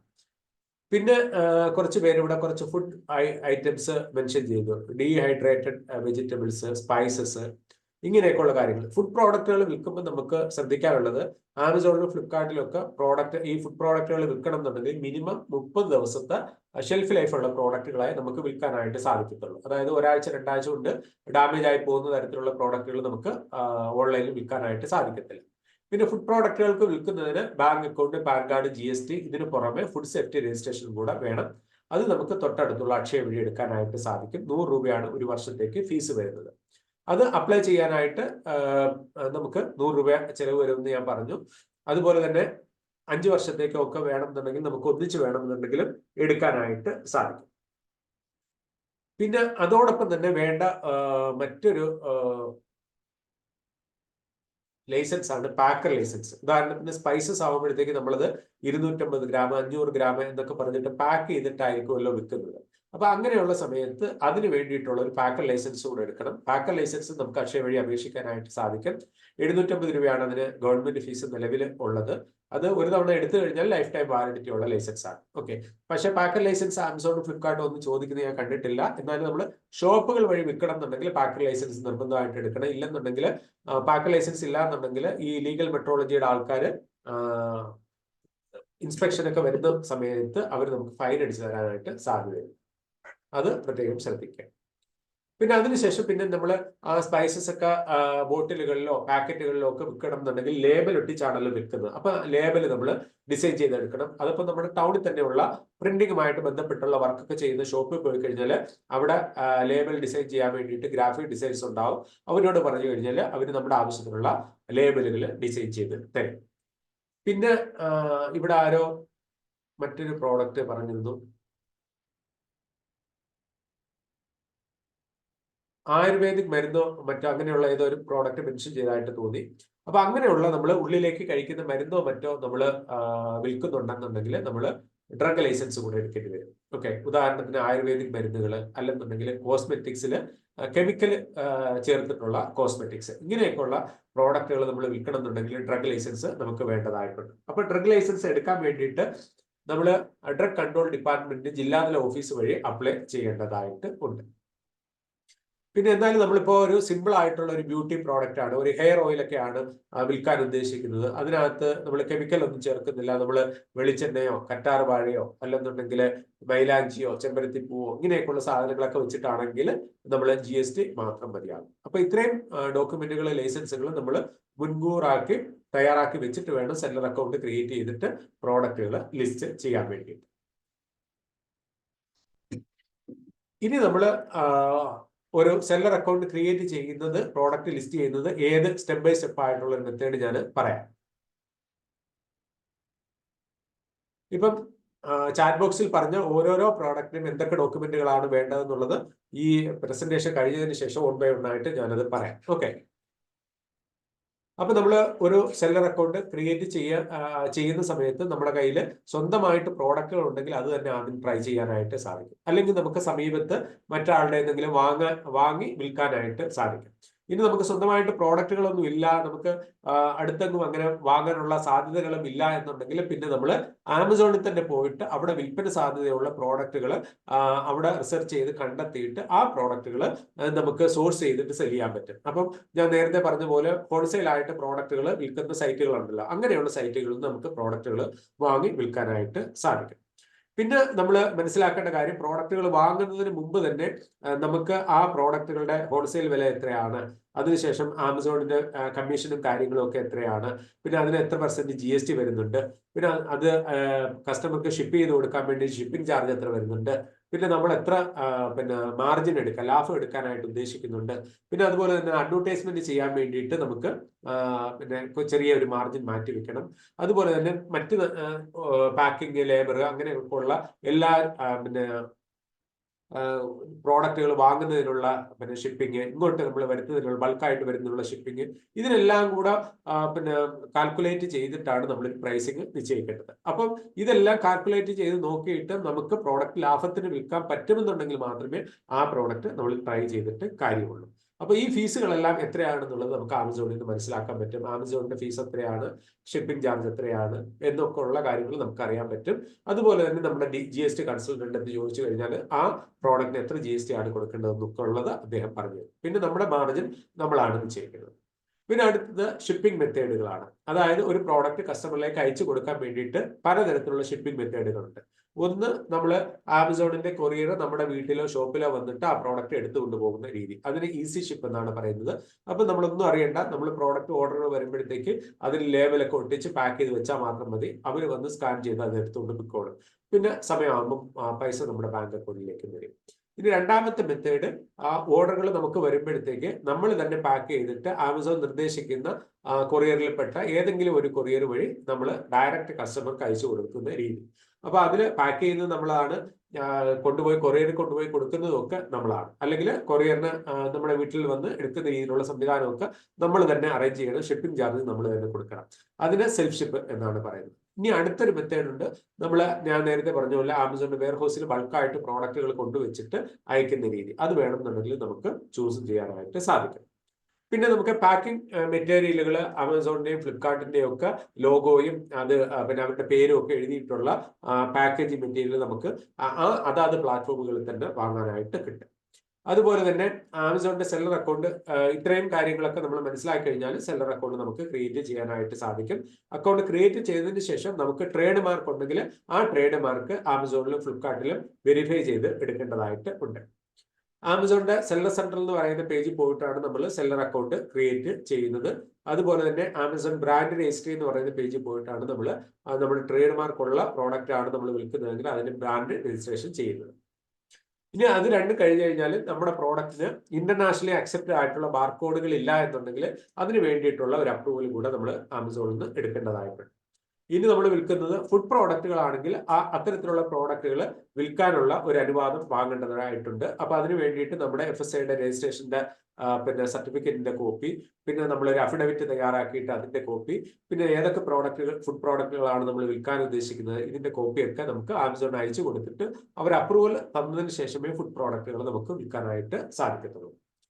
പിന്നെ അത് കഴിഞ്ഞു കഴിഞ്ഞാൽ പിന്നെ നമ്മൾ നോക്കേണ്ടത് നമ്മുടെ പ്രോഡക്റ്റുകൾ ആൾറെഡി ആമസോണിൽ ലിസ്റ്റ് ചെയ്തിട്ടുണ്ടോ. ഇതിപ്പോ മറ്റുള്ളവരുടെ ഒരു മാനുഫാക്ചറുടെ നമ്മൾ വാങ്ങി വിൽക്കുന്ന പ്രോഡക്റ്റ് ആണെന്നുണ്ടെങ്കിൽ ആൾറെഡി ആമസോണിൽ ആ പ്രോഡക്റ്റുകൾ അവൈലബിൾ ആയിരിക്കും. അപ്പൊ നമ്മൾ സിമ്പിൾ ആയിട്ട് നമ്മുടെ കയ്യിൽ എത്ര ക്വാണ്ടിറ്റി ഉണ്ട്, നമ്മൾ ഏത് വിലക്കാണ് വിൽക്കുന്നത്, ഇങ്ങനെയൊക്കെയുള്ള കാര്യങ്ങൾ മാത്രം കൊടുത്താൽ മതി. എന്നാൽ നമ്മുടേതായിട്ടുള്ള ഒരു പുതിയ പ്രോഡക്റ്റ് ആണ് ആമസോണിലേക്ക് ആഡ് ചെയ്യുന്നത് എന്നുണ്ടെങ്കിൽ ആ പ്രോഡക്റ്റുകളുടെ ഫോട്ടോസ് കൊടുക്കണം, പേര് കൊടുക്കണം, അതിന്റെ ഡിസ്ക്രിപ്ഷൻ കൊടുക്കണം, അതിന്റെ ബുള്ളറ്റ് പോയിന്റ്സ് കൊടുക്കണം, അതിന്റെ പ്രൈസ് കൊടുക്കണം. ഇതെല്ലാം നമ്മൾ തന്നെ സെറ്റ് ചെയ്ത് കൊടുക്കേണ്ടതായിട്ട് ഉണ്ട്. അപ്പൊ അങ്ങനെ 1 by 1 ആയിട്ട് നമ്മുടെ കയ്യിലുള്ള എല്ലാ പ്രോഡക്റ്റുകളും അതിനകത്ത് ലിസ്റ്റ് ചെയ്തതിനു ശേഷം നമ്മുടെ സെല്ലർ അക്കൗണ്ട് ആക്ടിവേറ്റ് ചെയ്ത് കഴിഞ്ഞാൽ നമ്മുടെ പ്രോഡക്റ്റുകൾ ആമസോണിൽ വന്ന് പ്രോഡക്റ്റുകൾ സെർച്ച് ചെയ്യുന്ന ആൾക്കാർക്ക് കാണാൻ സാധിക്കുകയും അവർക്ക് പർച്ചേസ് ചെയ്യാൻ സാധിക്കുകയും ചെയ്യും. ഇനി അടുത്തത് ആമസോണിൽ നമുക്ക് എന്തെങ്കിലും ആവശ്യം വരികയാണെങ്കിൽ ആമസോണിന്റെ സെല്ലർ സപ്പോർട്ട് ടീമിനെ ഏത് രീതിയിൽ കോൺടാക്ട് ചെയ്യാൻ പറ്റും എന്നുള്ള കാര്യങ്ങൾ നമ്മൾ മനസ്സിലാക്കിയിരിക്കണം. അവരെ നമുക്ക് ഫോൺ വഴിയും ചാറ്റ് വഴിയും ഇമെയിൽ വഴിയും ഒക്കെ കോൺടാക്ട് ചെയ്തിട്ട് നമുക്ക് എന്തെങ്കിലും ഇഷ്യൂസ് ഉണ്ടെങ്കിൽ അല്ലെങ്കിൽ സംശയങ്ങളുണ്ടെങ്കിൽ പരിഹരിക്കാനായിട്ട് സാധിക്കും. പിന്നെ അതിനകത്ത് ധാരാളം സെറ്റിങ്സുകൾ നമ്മൾ കൊടുക്കേണ്ടതായിട്ടുണ്ട്. അതായത് ഏത് അഡ്രസ്സിൽ വന്നാണ് അവർ പിക്കപ്പ് ചെയ്യേണ്ടത്, അതുപോലെ തന്നെ അവർ പ്രോഡക്റ്റ് റിട്ടേൺ വരികയാണെങ്കിൽ ഏത് അഡ്രസ്സിലാണ് അയച്ചു തരേണ്ടത്, അതുപോലെ തന്നെ ഓർഡറുകൾ വരുമ്പോഴത്തേക്ക് നോട്ടിഫിക്കേഷൻസ് ഏത് ഇമെയിലിലേക്കും ഏത് SMS-ലേക്കും ഒക്കെയാണ് അയച്ചു തരേണ്ടത് എന്നുള്ള കാര്യങ്ങൾ നമ്മൾ സെറ്റ് ചെയ്ത് കൊടുക്കേണ്ടതുണ്ട്. പിന്നെ ഓരോ പ്രോഡക്റ്റിന് ഷിപ്പിംഗ് ചാർജ് വാങ്ങണോ വേണ്ടയോ എന്നുള്ള കാര്യങ്ങൾ നമ്മൾ സെറ്റ് ചെയ്ത് കൊടുക്കണം. ഇനി വാങ്ങുന്നുണ്ടെങ്കിൽ എത്ര രൂപയാണ് വാങ്ങാൻ ഉദ്ദേശിക്കുന്നത്, ഇങ്ങനെയൊക്കെയുള്ള ധാരാളം കാര്യങ്ങൾ അവിടെ നമ്മൾ സെറ്റ് ചെയ്ത് കൊടുക്കേണ്ടതായിട്ടുണ്ട്. പിന്നെ ഏത് ബാങ്ക് അക്കൗണ്ടിലേക്കാണ് നമുക്ക് ഒരു പൈസ അയച്ച് തരേണ്ടത്, ഇങ്ങനെയൊക്കെയുള്ള കാര്യങ്ങൾ നമ്മളവിടെ സെറ്റ് ചെയ്ത് കൊടുക്കേണ്ടതുണ്ട്. പിന്നെ ആമസോണിന് കുറെ പോളിസികളും റെഗുലേഷൻസും ഉണ്ട്. അത് നമ്മൾ പ്രോപ്പർ ആയിട്ട് പാലിക്കണം, അല്ലെങ്കിൽ അത് നമ്മുടെ അക്കൗണ്ട് ഹെൽത്തിനെ ബാധിക്കുകയും അങ്ങനെ നെഗറ്റീവ് ആയിട്ടുള്ള ഒരു അക്കൗണ്ട് ആണ് നമ്മുടെ കയ്യിൽ വന്നിട്ടുള്ളതെന്നുണ്ടെങ്കിൽ അവര് നമ്മുടെ സെല്ലർ അക്കൗണ്ട് സസ്പെൻഡ് ചെയ്ത് കളയുകയും ചെയ്യും. അങ്ങനെ സസ്പെൻഡ് ആയി കഴിഞ്ഞാൽ നമുക്ക് പിന്നെ ആമസോണിൽ പ്രോഡക്റ്റുകൾ വിൽക്കാനായിട്ട് സാധിക്കത്തില്ല. അങ്ങനെ പലർക്കും അബദ്ധം പറ്റാറുണ്ട്. ഇപ്പൊ നമ്മൾ മറ്റൊരു ബ്രാൻഡ് നെയിമിന്റെ പേര് ഉപയോഗിച്ചു കഴിഞ്ഞാൽ അത് നമ്മൾ അവരുടെ അനുവാദം കൂടാതെ ഉപയോഗിച്ചു കഴിഞ്ഞാൽ അത് നമ്മൾ ഡ്യൂപ്ലിക്കേറ്റ് പ്രോഡക്റ്റ് വിൽക്കാൻ ശ്രമിച്ചു എന്നുള്ള രീതിയിൽ അക്കൗണ്ട് സസ്പെൻഷൻ വരും. അപ്പോൾ അതുകൊണ്ട് ഡ്യൂപ്ലിക്കേറ്റ് ആയിട്ടുള്ള പ്രോഡക്റ്റുകളോ കോപ്പി ആയിട്ടുള്ള പ്രോഡക്റ്റുകളോ ഒന്നും ആമസോണിൽ നമുക്ക് വിൽക്കാനായിട്ട് പാടില്ല. പിന്നെ അതുപോലെ തന്നെ അബദ്ധത്തിൽ പോലും അങ്ങനെ മറ്റുള്ളവരുടെ ബ്രാൻഡുകളുടെ പേരുകൾ നമ്മൾ ആമസോണിൽ നമ്മുടെ ലിസ്റ്റിംഗിൽ എവിടെയും ഉപയോഗിക്കാനായിട്ട് പിന്നെ പാടില്ല എന്നുള്ളതാണ്. പിന്നെ അതുപോലെ തന്നെ ഓർഡറുകൾ വന്നു കഴിഞ്ഞാൽ കൃത്യസമയത്ത് തന്നെ അത് പാക്ക് ചെയ്ത് വെക്കണം. അത് പിന്നെ നമ്മൾ വരുന്ന ഓർഡറുകൾ നമ്മളായിട്ട് ക്യാൻസൽ ചെയ്യാൻ പാടില്ല. എല്ലാ ഓർഡറുകളും നമ്മൾ കൃത്യമായിട്ട് അയച്ച് കൊടുത്തിരിക്കണം.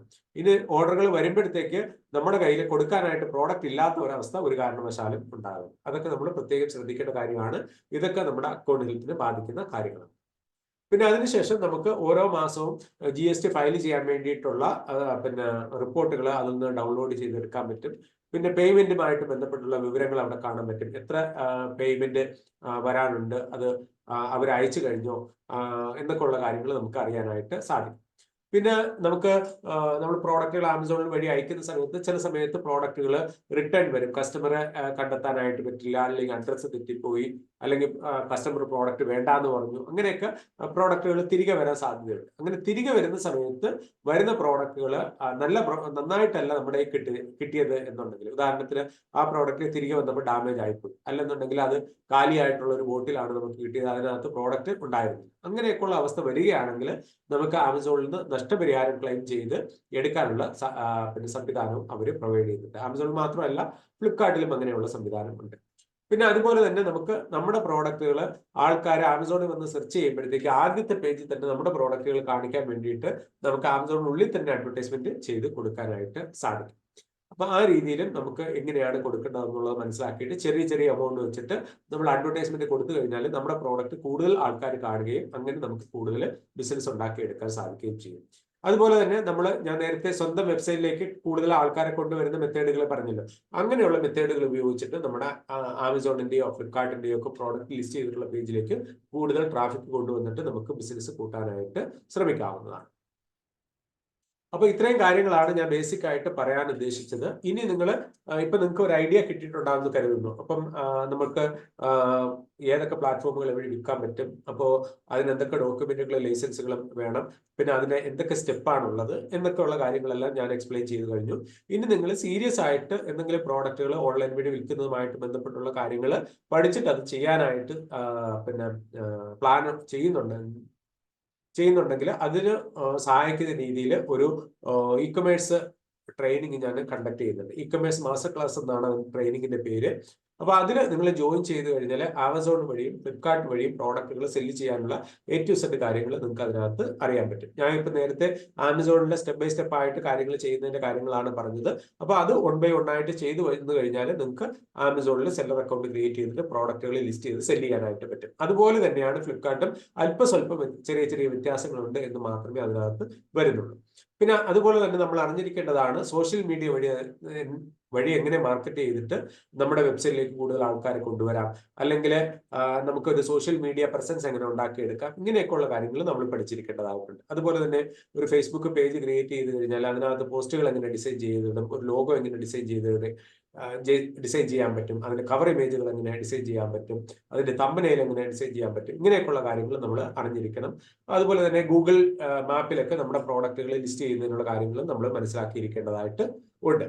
അതുപോലെ തന്നെയാണ് നമ്മൾ സ്വന്തം ഇ കൊമേഴ്സ് വെബ്സൈറ്റ് ക്രിയേറ്റ് ചെയ്യുന്നതുമായിട്ട് ബന്ധപ്പെട്ടുള്ള കാര്യങ്ങളും നമ്മൾ മനസ്സിലാക്കിയിരിക്കണം. അതിപ്പോ നമ്മൾ തുടക്കത്തിൽ തന്നെ ചെയ്യണം എന്നില്ല. കാരണം തുടക്കത്തിൽ ചെയ്തു കഴിഞ്ഞാൽ നമ്മൾ താരതമ്യേന പുതിയ ബ്രാൻഡ് ആണെന്നുണ്ടെങ്കിൽ അല്ലെങ്കിൽ പുതിയ വെബ്സൈറ്റ് ആണെങ്കിൽ അതിനകത്ത് ആൾക്കാർ വരാൻ സാധ്യത വളരെ കുറവാണ്. അപ്പൊ നമുക്ക് അഡ്വർടൈസ്മെന്റ് ചെയ്തിട്ട് കൂടുതൽ ആൾക്കാരെ കൊണ്ടുവരിക എന്ന് പറയുന്നത് ചിലപ്പോൾ ലാഭകരമായിട്ട് തുടക്കത്തിൽ ചെയ്യാൻ കഴിയും എന്ന് തോന്നുന്നില്ല. അങ്ങനെയുള്ള അവസ്ഥയിൽ നമ്മൾ ആദ്യം ട്രൈ ചെയ്യേണ്ടത് ആമസോണും ഫ്ലിപ്കാർട്ടും ഒക്കെയാണ്.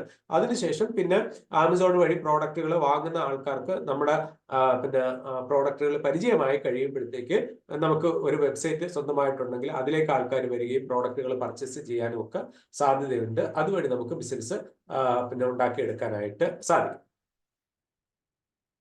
അപ്പോൾ ഇതെല്ലാം കൂടെ ചേർത്തിട്ടുള്ള കോഴ്സാണ് ഇ കൊമേഴ്സ് മാസ്റ്റർ ക്ലാസ്സിലുള്ളത്. അതായത് ആമസോൺ വഴിയുള്ള ട്രെയിനിങ്, ഫ്ലിപ്കാർട്ട് വഴിയുള്ള ട്രെയിനിങ്, സെല് ചെയ്യുന്നതിനുള്ള ട്രെയിനിങ്, അതുപോലെ സോഷ്യൽ മീഡിയ വഴി മാർക്കറ്റ് ചെയ്യുന്നതിനുള്ള training, E commerce website create ചെയ്യുന്നതിനുള്ള ട്രെയിനിങ്. ഇത് ഇപ്പം ഏതെങ്കിലും ഒരു ട്രെയിനറോട് കോഴ്സിൽ ജോയിൻ ചെയ്ത് കഴിഞ്ഞാൽ ഓരോ കോഴ്സിനും 5000 രൂപ വരെ ആയിരിക്കും അവർ ചാർജ് ചെയ്യുന്നുണ്ടാവുക. അപ്പം 20,000 രൂപയിലധികം വാല്യൂ ഉള്ള ഒരു കോഴ്സാണ് ഞാൻ ഇ കൊമേഴ്സ് മാസ്റ്റർ ക്ലാസ് വഴി പ്രൊവൈഡ് ചെയ്യുന്നത്. അതിന്റെ സെല്ലിംഗ് പ്രൈസ് വെറും 8,000 രൂപയ്ക്കാണ് ഞാൻ സെല്ലിംഗ് ചെയ്തുകൊണ്ടിരിക്കുന്നത്. ഓക്കെ, അപ്പം 20,000 രൂപ വാല്യൂ ഉള്ള കോഴ്സ് ആമസോൺ ഉണ്ട്, ഫ്ലിപ്കാർട്ട് ഉണ്ട്, സോഷ്യൽ മീഡിയ വഴിയുള്ള മാർക്കറ്റിംഗ് ഉണ്ട്, ഇ കൊമേഴ്സ് വെബ്സൈറ്റ് വഴിയുള്ള സെല്ലിങ്ങും എല്ലാം അതിനകത്ത് ഉൾപ്പെടുത്തിയിട്ടുണ്ട്. ഓക്കെ, 8,000 രൂപയാണ് അതിന്റെ റെഗുലർ ആയിട്ടുള്ള ഫീസ്. എന്നാൽ ഇന്ന് പേ ചെയ്യുന്ന ആൾക്കാർ 4,000 രൂപ മാത്രം പേ ചെയ്താൽ മതിയാവും. പേ ചെയ്യാൻ വേണ്ടിയിട്ട് ഞാൻ ഇവിടെ ചാറ്റ് ബോക്സിൽ ഒരു ലിങ്ക് കൊടുക്കുന്നുണ്ട്. ആ ലിങ്കിൽ നിങ്ങൾ ക്ലിക്ക് ചെയ്യുകയാണെന്നുണ്ടെങ്കിൽ എനിക്കൊരു മെസ്സേജ് അയക്കാൻ പറ്റും. അപ്പോൾ ആ മെസ്സേജ് അയക്കുന്നവർക്കെല്ലാം ഞാൻ പേയ്മെന്റ് അടയ്ക്കാനുള്ള ഡീറ്റെയിൽസ് അയച്ചു തരാം. 4,000 രൂപ മാത്രം ഇന്ന് പേ ചെയ്താൽ മതിയാവും. അപ്പോൾ ഈ കോഴ്സിൽ ജോയിൻ ചെയ്ത് കഴിഞ്ഞാൽ എന്താ കിട്ടുക എന്ന് ചോദിച്ചു കഴിഞ്ഞാൽ റെക്കോർഡഡ് വീഡിയോസ് ആണ് അയച്ചു തരിക. റെക്കോർഡഡ് വീഡിയോസ് നിങ്ങൾക്ക് സ്റ്റെപ്പ് ബൈ സ്റ്റെപ്പ് ആയിട്ട് കണ്ടിട്ട് കാര്യങ്ങൾ അതുപോലെ തന്നെ ഫോളോ ചെയ്തിട്ട് ചെയ്യാൻ പറ്റും. പിന്നെ നമ്മൾ റെക്കോർഡഡ് വീഡിയോ കണ്ട് ചെയ്യുമ്പോഴത്തേക്ക് നമ്മുടെ പ്രോഡക്റ്റ് ഒരു അല്പസ്വല്പം ഡിഫറൻറ്റ് ആണ്, അല്ലെന്നുണ്ടെങ്കിൽ വേറെ എന്തെങ്കിലും ഒരു കാര്യത്തിൽ സംശയം വന്നു, അതൊക്കെ ക്ലിയർ ചെയ്യാൻ വേണ്ടിയിട്ട് വാട്സപ്പ് വഴിയുള്ള സപ്പോർട്ട് ഉണ്ടാകും. 1 വർഷത്തേക്കുള്ള സപ്പോർട്ട് നിങ്ങൾക്ക് കിട്ടും. ഡേ ടൈമിൽ എല്ലാ ദിവസവും നിങ്ങൾക്ക് ചോദിക്കാൻ പറ്റും. ഓരോ ദിവസവും നിങ്ങൾ ചോദിക്കുന്ന ക്വസ്റ്റ്യൻസ് എല്ലാം ആൻസർ ചെയ്തിട്ടായിരിക്കും അതാ ദിവസം തന്നെ ആൻസർ ചെയ്യും. ഇപ്പം നമ്മൾ E commerce master class join ചെയ്ത് കഴിഞ്ഞാൽ ഇപ്പം ആമസോണിൽ നിങ്ങൾ ഒരു സെല്ലർ അക്കൗണ്ട് ക്രിയേറ്റ് ചെയ്ത് പ്രോഡക്റ്റ് ലിസ്റ്റ് ചെയ്തു ഒരു 100 ഓർഡർ വരുന്നത് വരെയൊക്കെ നിങ്ങൾക്ക് ഈ കോഴ്സ് മെറ്റീരിയലിന്റെ ആവശ്യം വരുന്നുള്ളൂ. അതിനുശേഷം പിന്നെ നിങ്ങൾക്ക് എന്തെങ്കിലും പ്രശ്നങ്ങൾ വന്നു കഴിഞ്ഞാൽ ഡയറക്റ്റ് ആയിട്ട് ആമസോണിനെ തന്നെ കോൺടാക്ട് ചെയ്തിട്ട് അത് സോർട്ട് ഔട്ട് ചെയ്യാനുള്ള ഒരു എക്സ്പെർട്ടൈസ് കിട്ടും. എന്നാൽ നിങ്ങളൊരു സ്വന്തം നിലയിൽ ആ ബിസിനസ് റൺ ചെയ്ത് കൊണ്ടുപോകാനായിട്ട് ഒരു പ്രാപ്തി ആകുന്നത് വരെയുള്ള ഒരു സപ്പോർട്ട്, അതായത് ഒരു വർഷത്തേക്കുള്ള ഒരു സപ്പോർട്ട് നിങ്ങൾക്ക് വാട്സപ്പ് വഴി തീർച്ചയായിട്ടും ഉണ്ടാവും. അതുപോലെ തന്നെ ആമസോണും ഫ്ലിപ്കാർട്ടും ഒക്കെ അടിക്കടി അവരുടെ വെബ്സൈറ്റ് പിന്നെ പുതുക്കുന്നുണ്ട്. അപ്പൊ അതിനകത്ത് കുറേയധികം മാറ്റങ്ങൾ വരുന്നുണ്ട് പോളിസികളിൽ, അതുപോലെ തന്നെ ചെയ്യുന്ന രീതികളിലൊക്കെ മാറ്റം വരുന്നുണ്ട്. അങ്ങനെ മേജർ ആയിട്ടുള്ള മാറ്റങ്ങൾ വരുന്ന സമയങ്ങളിൽ അത് ഞാൻ ഈ ഇപ്പൊ അയച്ചു തരുന്ന റെക്കോർഡഡ് വീഡിയോസ് വീണ്ടും റെക്കോർഡ് ചെയ്തിട്ട് അപ്ഡേറ്റഡ് ആയിട്ടുള്ള വെർഷന്റെ ലിങ്കുകളും നിങ്ങൾക്ക് ഈ ഒരു വർഷം പ്രൊവൈഡ് ചെയ്യിക്കും. അതുപോലെ തന്നെ ആ സമയം കഴിഞ്ഞു കഴിഞ്ഞാൽ നിങ്ങൾക്ക് ആ റെക്കോർഡഡ് വീഡിയോസ് ഉപയോഗിക്കാം. പിന്നീട് വേണമെന്നുണ്ടെങ്കിൽ നിങ്ങൾക്ക് റെഫർ ചെയ്യണം എന്നുണ്ടെങ്കിൽ റെഫർ ചെയ്യാം. പക്ഷെ നിങ്ങൾ ഒരു എക്സ്പെർട്ട് ആയി കഴിഞ്ഞു കഴിഞ്ഞാൽ പിന്നെ റെക്കോർഡഡ് വീഡിയോസിന്റെ കാര്യവും അല്ലെങ്കിൽ ഒരു സപ്പോർട്ടിന്റെ കാര്യവും ആവശ്യം വരത്തില്ല. ഓക്കെ, അപ്പം ഈ ഇ കൊമേഴ്സ് മാസ്റ്റർ ക്ലാസ്സിൽ ജോയിൻ ചെയ്യാൻ താല്പര്യമുള്ള ആൾക്കാർ ദയവായിട്ട് ഞാൻ ചാറ്റ് ബോക്സിൽ കൊടുത്തിട്ടുള്ള ആ ലിങ്ക് ക്ലിക്ക് ചെയ്തിട്ട് എന്നെ കോൺടാക്ട് ചെയ്യുക. അല്ലെന്നുണ്ടെങ്കിൽ എൻ്റെ വാട്സപ്പ് നമ്പറിൽ പിന്നെ അതിന്റെ സ്ക്രീൻഷോട്ട് എടുത്തിട്ട് അതുവഴി എനിക്ക് ഒരു വാട്സപ്പ് മെസ്സേജ് അയക്കുക. അപ്പോൾ ഞാൻ പേയ്മെന്റ് അടയ്ക്കാനുള്ള ഡീറ്റെയിൽസ് നിങ്ങൾക്ക് ഷെയർ ചെയ്ത് തരാം. ഇപ്പം വാട്സപ്പിൽ മെസ്സേജ് അയച്ചിട്ടുള്ള ആൾക്കാരുടെ മെസ്സേജ് ഞാൻ കാണുന്നുണ്ട്. ക്ലാസ് കഴിഞ്ഞതിന് ശേഷം പേയ്മെന്റ് അടയ്ക്കാനുള്ള ഡീറ്റെയിൽസ് ഞാൻ നിങ്ങൾക്ക് ഷെയർ ചെയ്ത് തരാം. ഓക്കെ, ഇനി പറയാൻ ബാക്കിയുള്ളത് നിങ്ങളുടെ ചാറ്റ് ബോക്സിൽ മെൻഷൻ ചെയ്തിട്ടുള്ള ക്വസ്റ്റ്യൻസ് ഉണ്ടെങ്കിൽ അത് അറ്റൻഡ് ചെയ്യാം. അതിനുശേഷം പിന്നെ ഓൺലൈൻ വഴി പ്രോഡക്റ്റുകൾ സെല് ചെയ്യുന്ന സാധാരണക്കാരായിട്ടുള്ള കുറച്ച് ആൾക്കാരുടെ എക്സാമ്പിൾ കൂടെ പറഞ്ഞിട്ട് നമുക്ക് ക്ലാസ് അവസാനിപ്പിക്കാം. Mobile accessories, gadgets, furniture, leather belt, fragrance, dress materials, soft doll toys ആയിരിക്കും, fragrance, baby shop, okay, perfume, gents purse, ഇത്രയും പ്രോഡക്റ്റുകളൊക്കെ വിൽക്കുന്നതിന് GST, bank account, PAN card, ഈ 3 ഡോക്യുമെന്റുകൾ ഉണ്ടെങ്കിൽ ഞാനിപ്പോൾ പറഞ്ഞ പ്രോഡക്റ്റുകളെല്ലാം നിങ്ങൾക്ക് വിൽക്കാനായിട്ട് സാധിക്കും. GST എടുക്കുമ്പോൾ റെഗുലർ GST ആണ് എടുക്കേണ്ടത്. പിന്നെ സ്പൈസസ് ഫുഡ് പ്രോഡക്റ്റ് ആണ്. അതുപോലെ എന്ത് ഫുഡ് പ്രോഡക്റ്റുകൾ വിൽക്കണം എന്നുണ്ടെങ്കിലും bank account, PAN card, GST, ഇതിന് പുറമെ ഫുഡ് സേഫ്റ്റിയുടെ രജിസ്ട്രേഷൻ കൂടെ വേണ്ടിവരും. അത് അക്ഷയ വഴി നമുക്ക് എടുക്കാൻ പറ്റും. പിന്നെ അതുപോലെ തന്നെ GSTയിലുള്ള വിവരങ്ങളും ഫുഡ് സേഫ്റ്റി രജിസ്ട്രേഷനിലുള്ള വിവരങ്ങൾ സെയിം തന്നെയായിരിക്കണം. അഡ്രസ്സ്, പേര്, കാര്യങ്ങളെല്ലാം സെയിം തന്നെ ആയിരിക്കണം. അല്പം പോലും വ്യത്യാസം വരാനായിട്ട് പാടില്ല. പിന്നെ clothing, car care, fancy materials, dress designing, organic manure, ഇങ്ങനെയൊക്കെയുള്ള പ്രോഡക്റ്റുകൾക്ക് GST, bank account, PAN card. Dehydrated വെജിറ്റബിൾസിന് FSI കൂടെ വേണം, ഫുഡ് പ്രോഡക്റ്റ് ആയതുകൊണ്ട്. Dress materials, fashion designing materials, aloe vera ജെല്ലിനൊക്കെ GST മാത്രം മതിയാവും. ഡ്രഗ് ലൈസൻസ് ഒന്നും ആവശ്യമില്ല. ഓക്കെ, ഈ വീഡിയോ ഞാൻ റെക്കോർഡ് ചെയ്യുന്നുണ്ട്. അപ്പോൾ അത് നിങ്ങൾ ഇടയ്ക്ക് വെച്ചിട്ടാണ് വന്നതെന്നുണ്ടെങ്കിൽ റിക്വസ്റ്റ് ചെയ്ത് കഴിഞ്ഞാൽ ഞാൻ നാളെ രാവിലെ റിക്വസ്റ്റ് ചെയ്ത് കഴിഞ്ഞാൽ ഞാൻ ലിങ്ക് ഷെയർ ചെയ്ത് തരാം. ഓക്കെ, പിന്നെ ഇ കൊമേഴ്സ് മാസ്റ്റർ ക്ലാസിന്റെ റെക്കോർഡഡ് വീഡിയോസ് പിന്നെ 8 വീഡിയോസ് ആണ് ഉള്ളത്. അത് ഏകദേശം 15-16 മണിക്കൂറുകളോളം ഉണ്ടാവും. അപ്പൊ അത് സ്റ്റെപ്പ് ബൈ സ്റ്റെപ്പ് ആയിട്ടാണ് കാര്യങ്ങൾ എക്സ്പ്ലെയിൻ ചെയ്യുന്നത്. അത് കണ്ടിട്ട് നിങ്ങൾക്ക് കാര്യങ്ങൾ ചെയ്യാം. അതിന്റെ കൂട്ടത്തിൽ നിങ്ങൾക്ക് കൂടുതൽ എന്തെങ്കിലും സംശയങ്ങൾ ഉണ്ടെങ്കിൽ അതുകൂടെ ഞാൻ ക്ലിയർ ചെയ്യും. ഓക്കെ, ഇനി ക്ലാസ്സിൽ പിന്നെ ബേസിക് ആയിട്ടുള്ള കാര്യങ്ങൾ ഞാൻ പറഞ്ഞു കഴിഞ്ഞു. ഇനി ഉള്ളത് കുറച്ച് സക്സസ് സ്റ്റോറീസ് ആണ്. അതായത് ഓൺലൈൻ വഴി പ്രോഡക്റ്റുകൾ സെല്ല് ചെയ്യുന്ന സാധാരണക്കാരായിട്ടുള്ള കുറച്ച് ആൾക്കാരുടെ എക്സാമ്പിൾ കൂടെ പറഞ്ഞിട്ട് ക്ലാസ് അവസാനിപ്പിക്കാം. അപ്പോൾ അത് 1 by 1 ആയിട്ട് ഞാൻ പറയാം. എൻ്റെ ട്രെയിനിങ്ങിൽ തന്നെ പങ്കെടുത്ത ആൾക്കാരുടെ എക്സാമ്പിൾസ് ആണ് പറയുന്നത്. ഇനി അത് കൂടാതെ സംശയങ്ങൾ ഉണ്ടെങ്കിൽ നിങ്ങൾ ചാറ്റ് ബോക്സിൽ ചോദിച്ചു കഴിഞ്ഞാൽ അതുകൂടെ പറഞ്ഞിട്ടായിരിക്കും ക്ലാസ് അവസാനിപ്പിക്കുക. ഇപ്പൊ നമ്മൾ സ്ക്രീനിൽ കാണുന്നത് ചേർത്തല സ്വദേശിയായിട്ടുള്ള, ആലപ്പുഴ ജില്ലയിലെ ചേർത്തല സ്വദേശിയായിട്ടുള്ള ഒരു സംരംഭകന്റെ പ്രോഡക്റ്റ് ആണ്. അദ്ദേഹം ഓൺലൈൻ വഴി വിൽക്കുന്നത് കയർ മാറ്റുകളാണ്. അപ്പൊ അദ്ദേഹം സ്വന്തമായിട്ട് അത്തരത്തിലുള്ള യൂണിറ്റ് ഒന്നും അദ്ദേഹത്തിനില്ല. എന്നാൽ ചേർത്തലയിൽ അത്തരത്തിലുള്ള ധാരാളം യൂണിറ്റുകളുണ്ട്. അങ്ങനെയുള്ള യൂണിറ്റുകളിൽ നിന്ന് ബൾക്കായിട്ട് വാങ്ങിയിട്ടാണ് അദ്ദേഹം ഓൺലൈനിൽ റീസെല് ചെയ്യുന്നത്. അപ്പൊ അദ്ദേഹം തുടക്കത്തിൽ വളരെ ചെറുതായിട്ട് കുറച്ച് സാമ്പിൾ 4-5 പ്രോഡക്റ്റ് ഒക്കെ വാങ്ങിയിട്ടാണ് തുടങ്ങിയത്. പതുക്കെ അദ്ദേഹത്തിന്റെ സെയിൽസ് വന്നപ്പോഴത്തേക്ക് കൂടുതൽ മോഡലുകളും ഒക്കെ വാങ്ങി തുടങ്ങി. ഇപ്പൊ ഒരു 150-200 ഓർഡറുകൾ പെർ ഡേ കിട്ടുന്ന രീതിയിലേക്ക് അദ്ദേഹത്തിന്റെ ബിസിനസ് വളർന്നിട്ടുണ്ട്. ഇനി അടുത്തത് തിരുവനന്തപുരം സ്വദേശിയായിട്ടുള്ള 3 സംരംഭകർ ചേർന്ന് നടത്തുന്ന ഒരു ബിസിനസ്സാണ്. അവർ കസ്തൂരി ടർമറിക് പൗഡർ ആണ് വിൽക്കുന്നത്. അപ്പൊ അവര് ഡയറക്റ്റ് കൃഷി ചെയ്യുന്നില്ല, കർഷകരുടെ നിന്ന് വാങ്ങിയിട്ട് പിന്നെ അവരത് ഉണക്കി പൊടിച്ചിട്ട് ഇതുപോലെ ബോട്ടിലുകളിലാക്കിയിട്ട് വിൽക്കുകയാണ് ചെയ്യുന്നത്. അപ്പൊ പിന്നെ തുടക്കത്തിൽ ഈ കർഷകര് ഈ ഇപ്പൊ വിൽക്കുന്ന ആൾക്കാര് അഗ്രികൾച്ചർ യൂണിവേഴ്സിറ്റിയിൽ റിട്ടയർ ആയിട്ടുള്ള ആൾക്കാരാണെന്നും അവര് പിന്നെ യൂണിവേഴ്സിറ്റിയിൽ വർക്ക് ചെയ്ത സമയത്ത് ഒരുപാട് കൃഷിക്കാർക്ക് ഇത്തരത്തിലുള്ള പിന്നെ ടർമറിക്കിന്റെ വിത്തുകൾ കൊടുത്തിരുന്നു, കസ്തൂരി ടർമറിക്കിന്റെ വിത്തുകൾ കൊടുത്തിരുന്നു. അപ്പൊ ആൾക്കാർ കൃഷി ചെയ്തു, അവര് ലോക്കലായിട്ട് തന്നെ അത് വിറ്റുപോയി അങ്ങാടിക്കടകളിലൊക്കെ. പിന്നീട് ആൾക്കാർ ഒരുപാട് പിന്നെ കൃഷി ചെയ്യാൻ തുടങ്ങിയപ്പോൾ പിന്നെ വിൽക്കാൻ കഴിയാതെ വന്നു, അപ്പോൾ വിലയും കുറഞ്ഞു. അപ്പൊ അങ്ങനെ ആണ് ഇവർക്ക് ഐഡിയ വരുന്നത്. അവർ ഓൺലൈനിൽ വിൽക്കുന്നതിന്റെ സാധ്യതയെ പറ്റി അന്വേഷിച്ചിട്ട് എന്റെ ട്രെയിനിങ്ങിൽ ജോയിൻ ചെയ്യുന്നത്. അതിനുശേഷം അവർക്ക് 2 മാസം കൊണ്ട് തന്നെ അവരുടെ കയ്യിലുള്ള സ്റ്റോക്കിന്റെ ഒരു 70% വിൽക്കാനായിട്ട് സാധിച്ചു. അപ്പൊ പിന്നെ അവർ വീണ്ടും വില കൂട്ടിയിട്ട് പതുക്കെ ആ വർഷം ഓടിക്കാൻ വേണ്ടിയിട്ട് ആ രീതിയിലാണ് പോയത്. പിന്നീട് അടുത്ത വർഷം പിന്നെ അവർ കൃഷി ചെയ്തപ്പോഴത്തേക്ക് മുൻപ് ഉള്ളതിനേക്കാളും ഒരു 4 ഇരട്ടി സ്ഥലത്ത് കൃഷി ചെയ്യിച്ചിട്ടാണ് ഇപ്പം നിലവിൽ ചെയ്തുകൊണ്ടിരിക്കുന്നത്.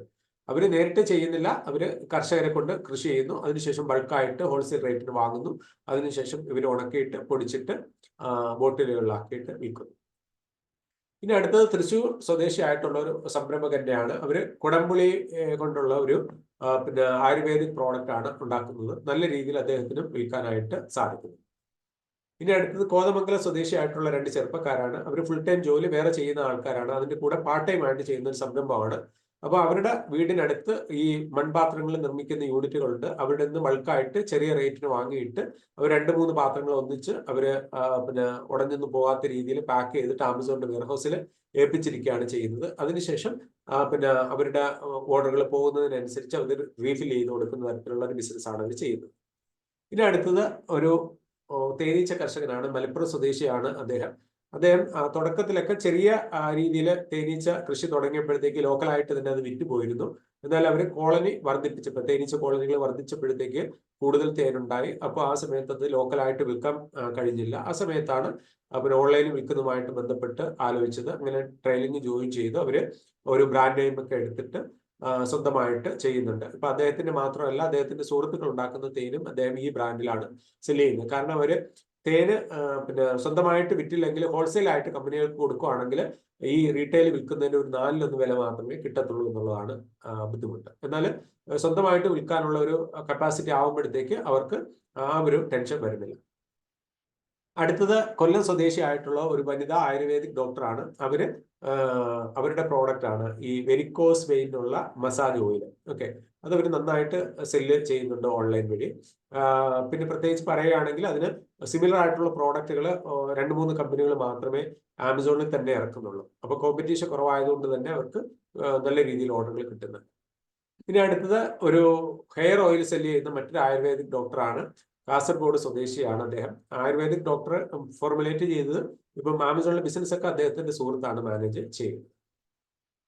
ഇനി എറണാകുളം സ്വദേശിയായിട്ടുള്ള സംരംഭകൻ കുറേയധികം ഫുഡ് പ്രോഡക്റ്റുകളാണ്. അദ്ദേഹത്തിന് സ്വന്തമായിട്ട് പ്രോഡക്റ്റുകളൊന്നുമില്ല. അദ്ദേഹം ഒരു ബ്രാൻഡ് നെയിം ഉണ്ടാക്കിയിട്ട് പ്രോഡക്റ്റുകൾ ബൾക്കായിട്ട് വാങ്ങുന്നു, അദ്ദേഹത്തിന്റെ പാക്കറ്റിൽ പാക്ക് ചെയ്യുന്നു, വിൽക്കുന്നു. ഓക്കെ, ഈ കാണിക്കുന്ന എക്സാമ്പിൾ എല്ലാം എന്റെ ട്രെയിനിങ്ങിൽ ജോയിൻ ചെയ്തിട്ടുള്ള ആൾക്കാരുടെ റിയൽ ആയിട്ടുള്ള എക്സാമ്പിൾസ് ആണ്. ഇനി അടുത്തത് ഇടുക്കിയിൽ നിന്നുള്ള ഒരു പിന്നെ മലഞ്ചരക്ക് വ്യാപാരിയാണ്. അപ്പൊ അദ്ദേഹം ഈ കുടംപുളി, ഗ്രാമ്പു, ഏലക്കായ, ജാതിക്കായ, കുരുമുളക് ഇങ്ങനെയൊക്കെയുള്ള പ്രോഡക്റ്റുകളെല്ലാം മാർക്കറ്റ് ചെയ്യുന്നുണ്ട്. അപ്പൊ ആ പ്രോഡക്റ്റുകൾ തന്നെ അദ്ദേഹം ആമസോണിലും ഫ്ലിപ്കാർട്ടിൽ ലിസ്റ്റ് ചെയ്തിട്ടുണ്ട്. അപ്പൊ അദ്ദേഹം ചെയ്യുന്നത് ഇതുപോലെ പ്ലാസ്റ്റിക് ബോട്ടിലുകൾ വാങ്ങി വെച്ചിട്ടുണ്ട്, സ്റ്റിക്കറുകൾ പ്രിന്റ് ചെയ്ത് വെച്ചിട്ടുണ്ട്. അപ്പോൾ ഓരോ ദിവസം വരുന്ന ഓർഡറുകൾ പാക്ക് ചെയ്തു പിന്നെ വെക്കുന്നു, ആമസോൺ വഴിയും ഫ്ലിപ്കാർട്ട് വഴിയും സെൻഡ് ചെയ്യുകയും ചെയ്യുന്നു. ഇനി അടുത്തത് കോട്ടയത്ത് നിന്നുള്ള റബ്ബർ മാറ്റുകൾ നിർമ്മിക്കുന്ന ഒരു സംരംഭകന്റെയാണ്. പലതരത്തിലുള്ള റബ്ബർ മാറ്റുകൾ ചെയ്യുന്നു. അപ്പൊ അതില് പിന്നെ ആമസോണിനും ഫ്ലിപ്കാർട്ടിലും ഒക്കെ ആ പ്രോഡക്റ്റുകൾ ലിസ്റ്റ് ചെയ്തിട്ട് നല്ല രീതിയിൽ അവർക്ക് വിൽക്കാനായിട്ട് സാധിക്കുന്നത്. ഇനി തൃശ്ശൂർ സ്വദേശിയായിട്ടുള്ള ഒരു വനിതാ സംരംഭകയാണ്. അവര് പിക്കിളുകളാണ് ഉണ്ടാക്കുന്നത്, ഹോം മെയ്ഡ് പിക്കിൾസ്. മീൻ കൊണ്ടുള്ള അച്ചാറുകൾ, ഇറച്ചി കൊണ്ടുള്ള അച്ചാറുകളൊക്കെയാണ് അവരുടെ പ്രധാനപ്പെട്ട ഹൈലൈറ്റ്. ഇനി അടുത്തത് ഇടത്തല സ്വദേശിയായിട്ടുള്ള സംരംഭകനാണ് എറണാകുളം ജില്ലയിലെ. അദ്ദേഹത്തിന് സ്വന്തമായിട്ട് പ്രോഡക്റ്റുകളില്ല.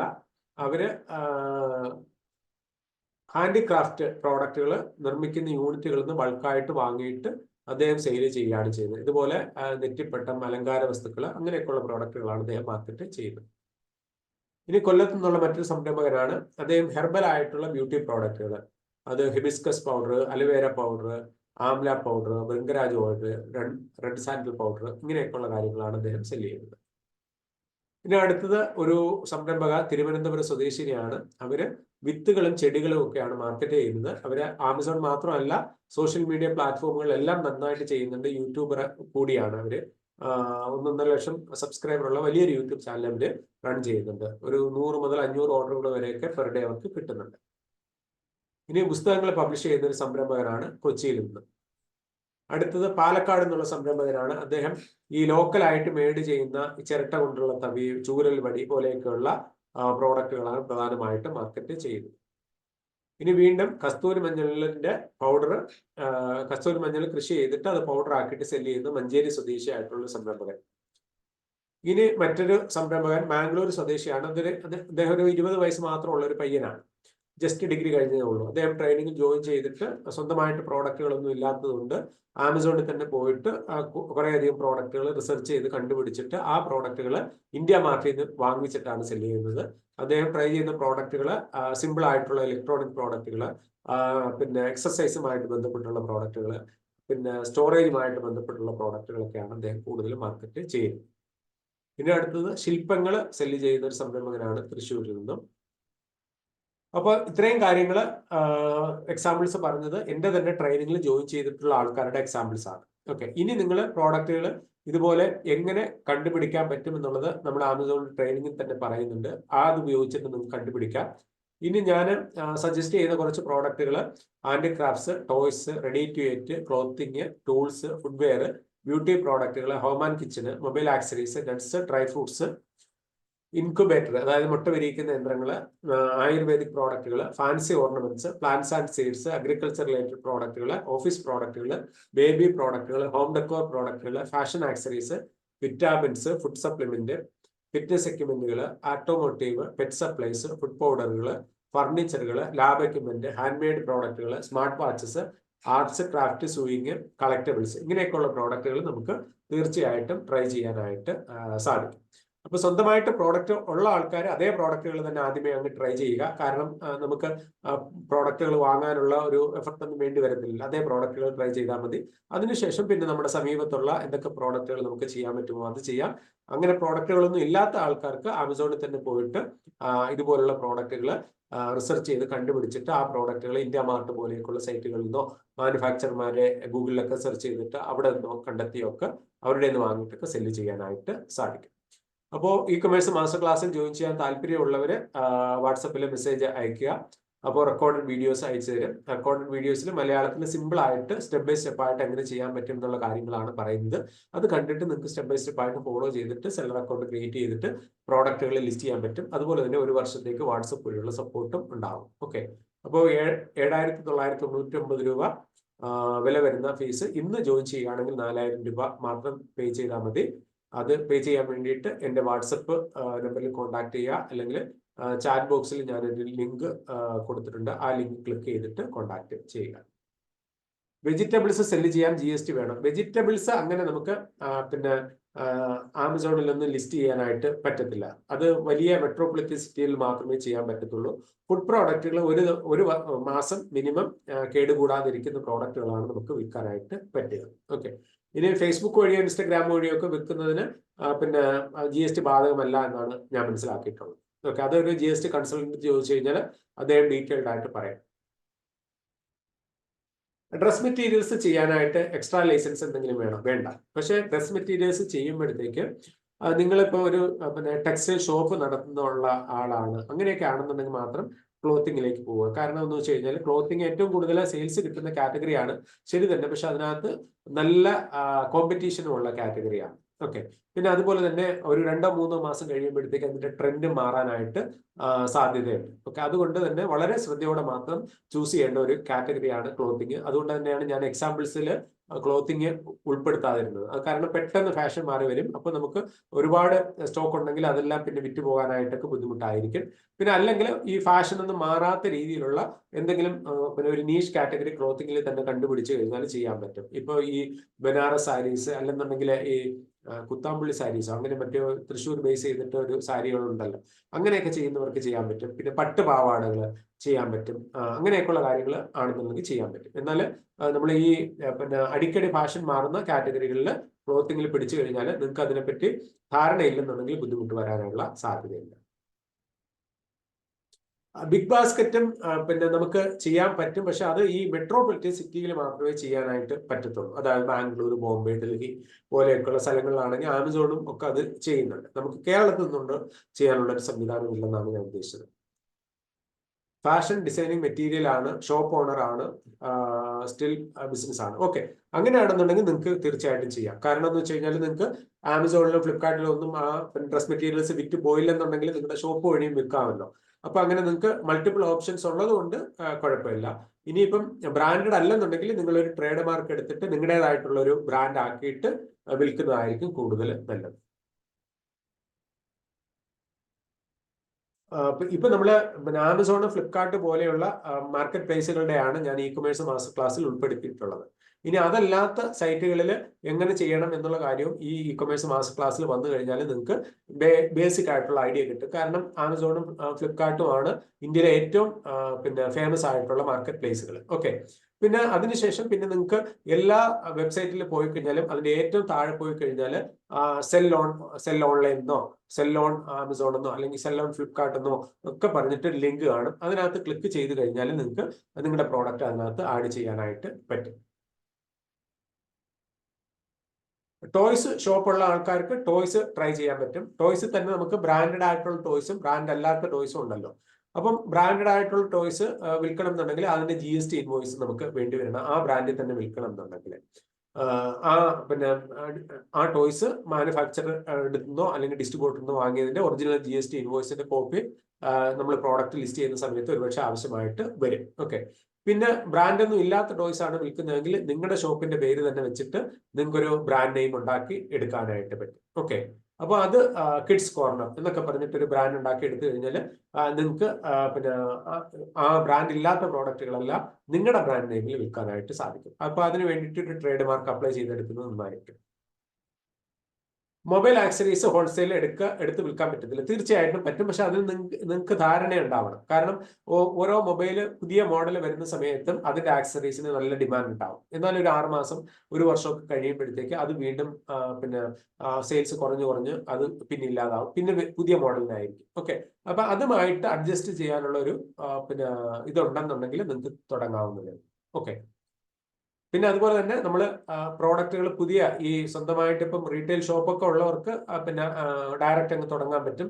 എന്നാൽ ഇപ്പോൾ പ്രോഡക്റ്റുകളൊക്കെ റിസർച്ച് ചെയ്ത് കണ്ടുപിടിക്കുന്ന ആൾക്കാർ ഒരു 10-20 പ്രോഡക്റ്റുകൾ പിന്നെ ഒരു 4-5 പീസോ മാത്രം വാങ്ങിയിട്ട് ട്രൈ ചെയ്ത് നോക്കുക. അപ്പം 10-20 പ്രോഡക്റ്റുകൾ ട്രൈ ചെയ്യുമ്പോൾ ഒരു 4-5 പ്രോഡക്റ്റുകളായിരിക്കും നമുക്ക് സ്ഥിരമായിട്ട് ഓർഡറുകൾ കിട്ടുക. അങ്ങനെയുള്ള പ്രോഡക്റ്റുകൾ മാത്രം കൂടുതൽ സ്റ്റോക്ക് ചെയ്യുക, ബാക്കി ഓർഡറുകൾ കിട്ടാത്തത് ഒഴിവാക്കുക. അങ്ങനെ പുതിയ പ്രോഡക്റ്റുകൾ വീണ്ടും ട്രൈ ചെയ്തുകൊണ്ടിരിക്കുക.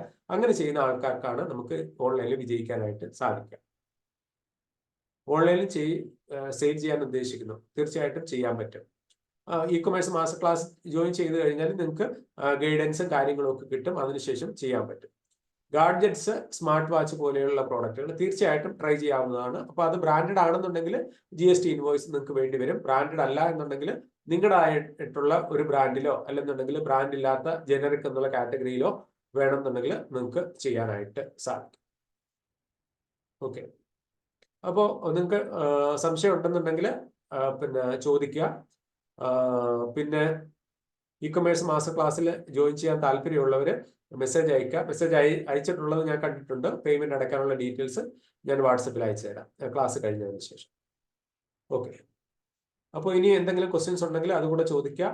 അപ്പം വളരെ സിമ്പിൾ ആയിട്ട് തന്നെ ചെയ്യാവുന്നതേ ഉള്ളൂ. നമുക്ക് അതിനകത്ത് അധികം പേടിക്കാനുള്ള കാര്യങ്ങളൊന്നുമില്ല. ഞാനിപ്പോൾ പറയുന്ന കുറേ സ്റ്റെപ്പ് ഉണ്ടെങ്കിലും അതിലെ ഒരു 80% കാര്യങ്ങളും നമ്മൾ ഒരു തവണ മാത്രം ചെയ്യേണ്ടതാണ്. അതായത് ഡോക്യുമെന്റുകൾ സംഘടിപ്പിക്കുന്നത്, പ്രോഡക്റ്റുകൾ ലിസ്റ്റ് ചെയ്യുന്നത്, ഒക്കെ നമുക്ക് ഒരു തവണ മാത്രം ചെയ്താൽ മതി. അതിന്റെ സെറ്റിങ്സ് കാര്യങ്ങൾ ഒക്കെ നമുക്ക് ഒരു തവണ മാത്രം ചെയ്താൽ മതി. പിന്നെ ഡേ ടു ഡേ നമ്മൾ ആവർത്തിക്കേണ്ട കാര്യങ്ങൾ എന്താണെന്ന് വെച്ച് കഴിഞ്ഞാൽ ഓർഡറുകൾ വരുമ്പോഴത്തേക്ക് അതിന്റെ ഷിപ്പിംഗ് ലേബലുകൾ പ്രിന്റ് ചെയ്തിട്ട് പാക്ക് ചെയ്ത് വെക്കണം. പിന്നെ നമുക്ക് സ്റ്റോക്ക് അപ്ഡേറ്റ് ചെയ്യാനുണ്ടെങ്കിൽ കൂടുതലോ കുറവോ ഉണ്ടെന്നുണ്ടെങ്കിൽ അത് ചെയ്യണം. പ്രൈസ് എന്തെങ്കിലും ചേഞ്ച് ചെയ്യാനുണ്ടെങ്കിൽ ചേഞ്ച് ചെയ്യണം. അങ്ങനെയൊക്കെയുള്ള കാര്യങ്ങൾ. പിന്നെ എന്തെങ്കിലും പിന്നെ ഇഷ്യൂസ് ഉണ്ടെന്നുണ്ടെങ്കിൽ ആമസോണിനും ഫ്ലിപ്കാർട്ടിനെയും കോൺടാക്ട് ചെയ്യണമെങ്കിൽ അത് കോൺടാക്ട് ചെയ്തിട്ട് അത് ക്ലിയർ ചെയ്തെടുക്കണം. ഇത്രയും കാര്യങ്ങൾ മാത്രമേ അതിനകത്ത് വരുന്നുള്ളൂ, നമ്മൾ ഡെയിലി ചെയ്യേണ്ട കാര്യങ്ങൾ. പിന്നെ മാസത്തിൽ ഒരിക്കൽ നമ്മൾ അതിൽ നിന്ന് GSTയുമായിട്ട് ബന്ധപ്പെട്ടുള്ള റിപ്പോർട്ടുകൾ ഡൗൺലോഡ് ചെയ്തെടുത്തിട്ട് നമ്മുടെ ടാക്സ് കൺസൾട്ടന്റിന് ഫോർവേഡ് ചെയ്ത് കൊടുക്കണം. അതിനുശേഷം അദ്ദേഹം അത് പിന്നെ ടാക്സ് ഫയൽ ചെയ്തു കൊടുക്കും. ഓക്കെ, ഇത്രയും കാര്യങ്ങളെ അതിനകത്ത് വരുന്നുള്ളൂ. നമുക്കിപ്പോൾ ഒരു പിന്നെ ഫുൾ ടൈം ജോലി ചെയ്യുന്നതോടൊപ്പം തന്നെ പാർട്ട് ടൈം ആയിട്ട് ചെയ്ത് തുടങ്ങാൻ പറ്റും. പിന്നെ അതിനുശേഷം കൂടുതൽ വരുമാനം ഇതിനകത്ത് കിട്ടുന്ന സമയത്ത് വേണമെന്നുണ്ടെങ്കിൽ നിങ്ങൾക്ക് പിന്നെ ഒരു സ്റ്റാഫിനെ വെച്ചിട്ടോ അല്ലെങ്കിൽ നിങ്ങളുടെ നിലവിലുള്ള ബിസിനസ് ഉപയോഗിച്ച് അല്ലെങ്കിൽ ജോലി ഉപേക്ഷിച്ചിട്ട് ഇത് ചെയ്യുകയോ ഒക്കെ ചെയ്യാനായിട്ട് സാധിക്കും. ഓക്കെ, അപ്പം ഇന്നത്തെ ക്ലാസ് നമുക്ക് ഇവിടെ അവസാനിപ്പിക്കാം. ഇന്ന് ഇത്രയും നേരം എന്നെ കേട്ടുകൊണ്ടിരുന്ന എല്ലാവർക്കും നന്ദി. ഇ-കൊമേഴ്സ് മാസ്റ്റർ ക്ലാസ്സിൽ ജോയിൻ ചെയ്യാൻ താല്പര്യമുള്ളവരെ കോൺടാക്ട് ചെയ്യുക. നിലവിൽ മെസ്സേജ് അയച്ചിട്ടുള്ളവർക്ക് പേയ്മെന്റ് അടക്കാനുള്ള ഡീറ്റെയിൽസ് ഞാൻ ക്ലാസ്സിന് ശേഷം അയച്ചു തരുന്നതായിരിക്കും. Okay, thank you.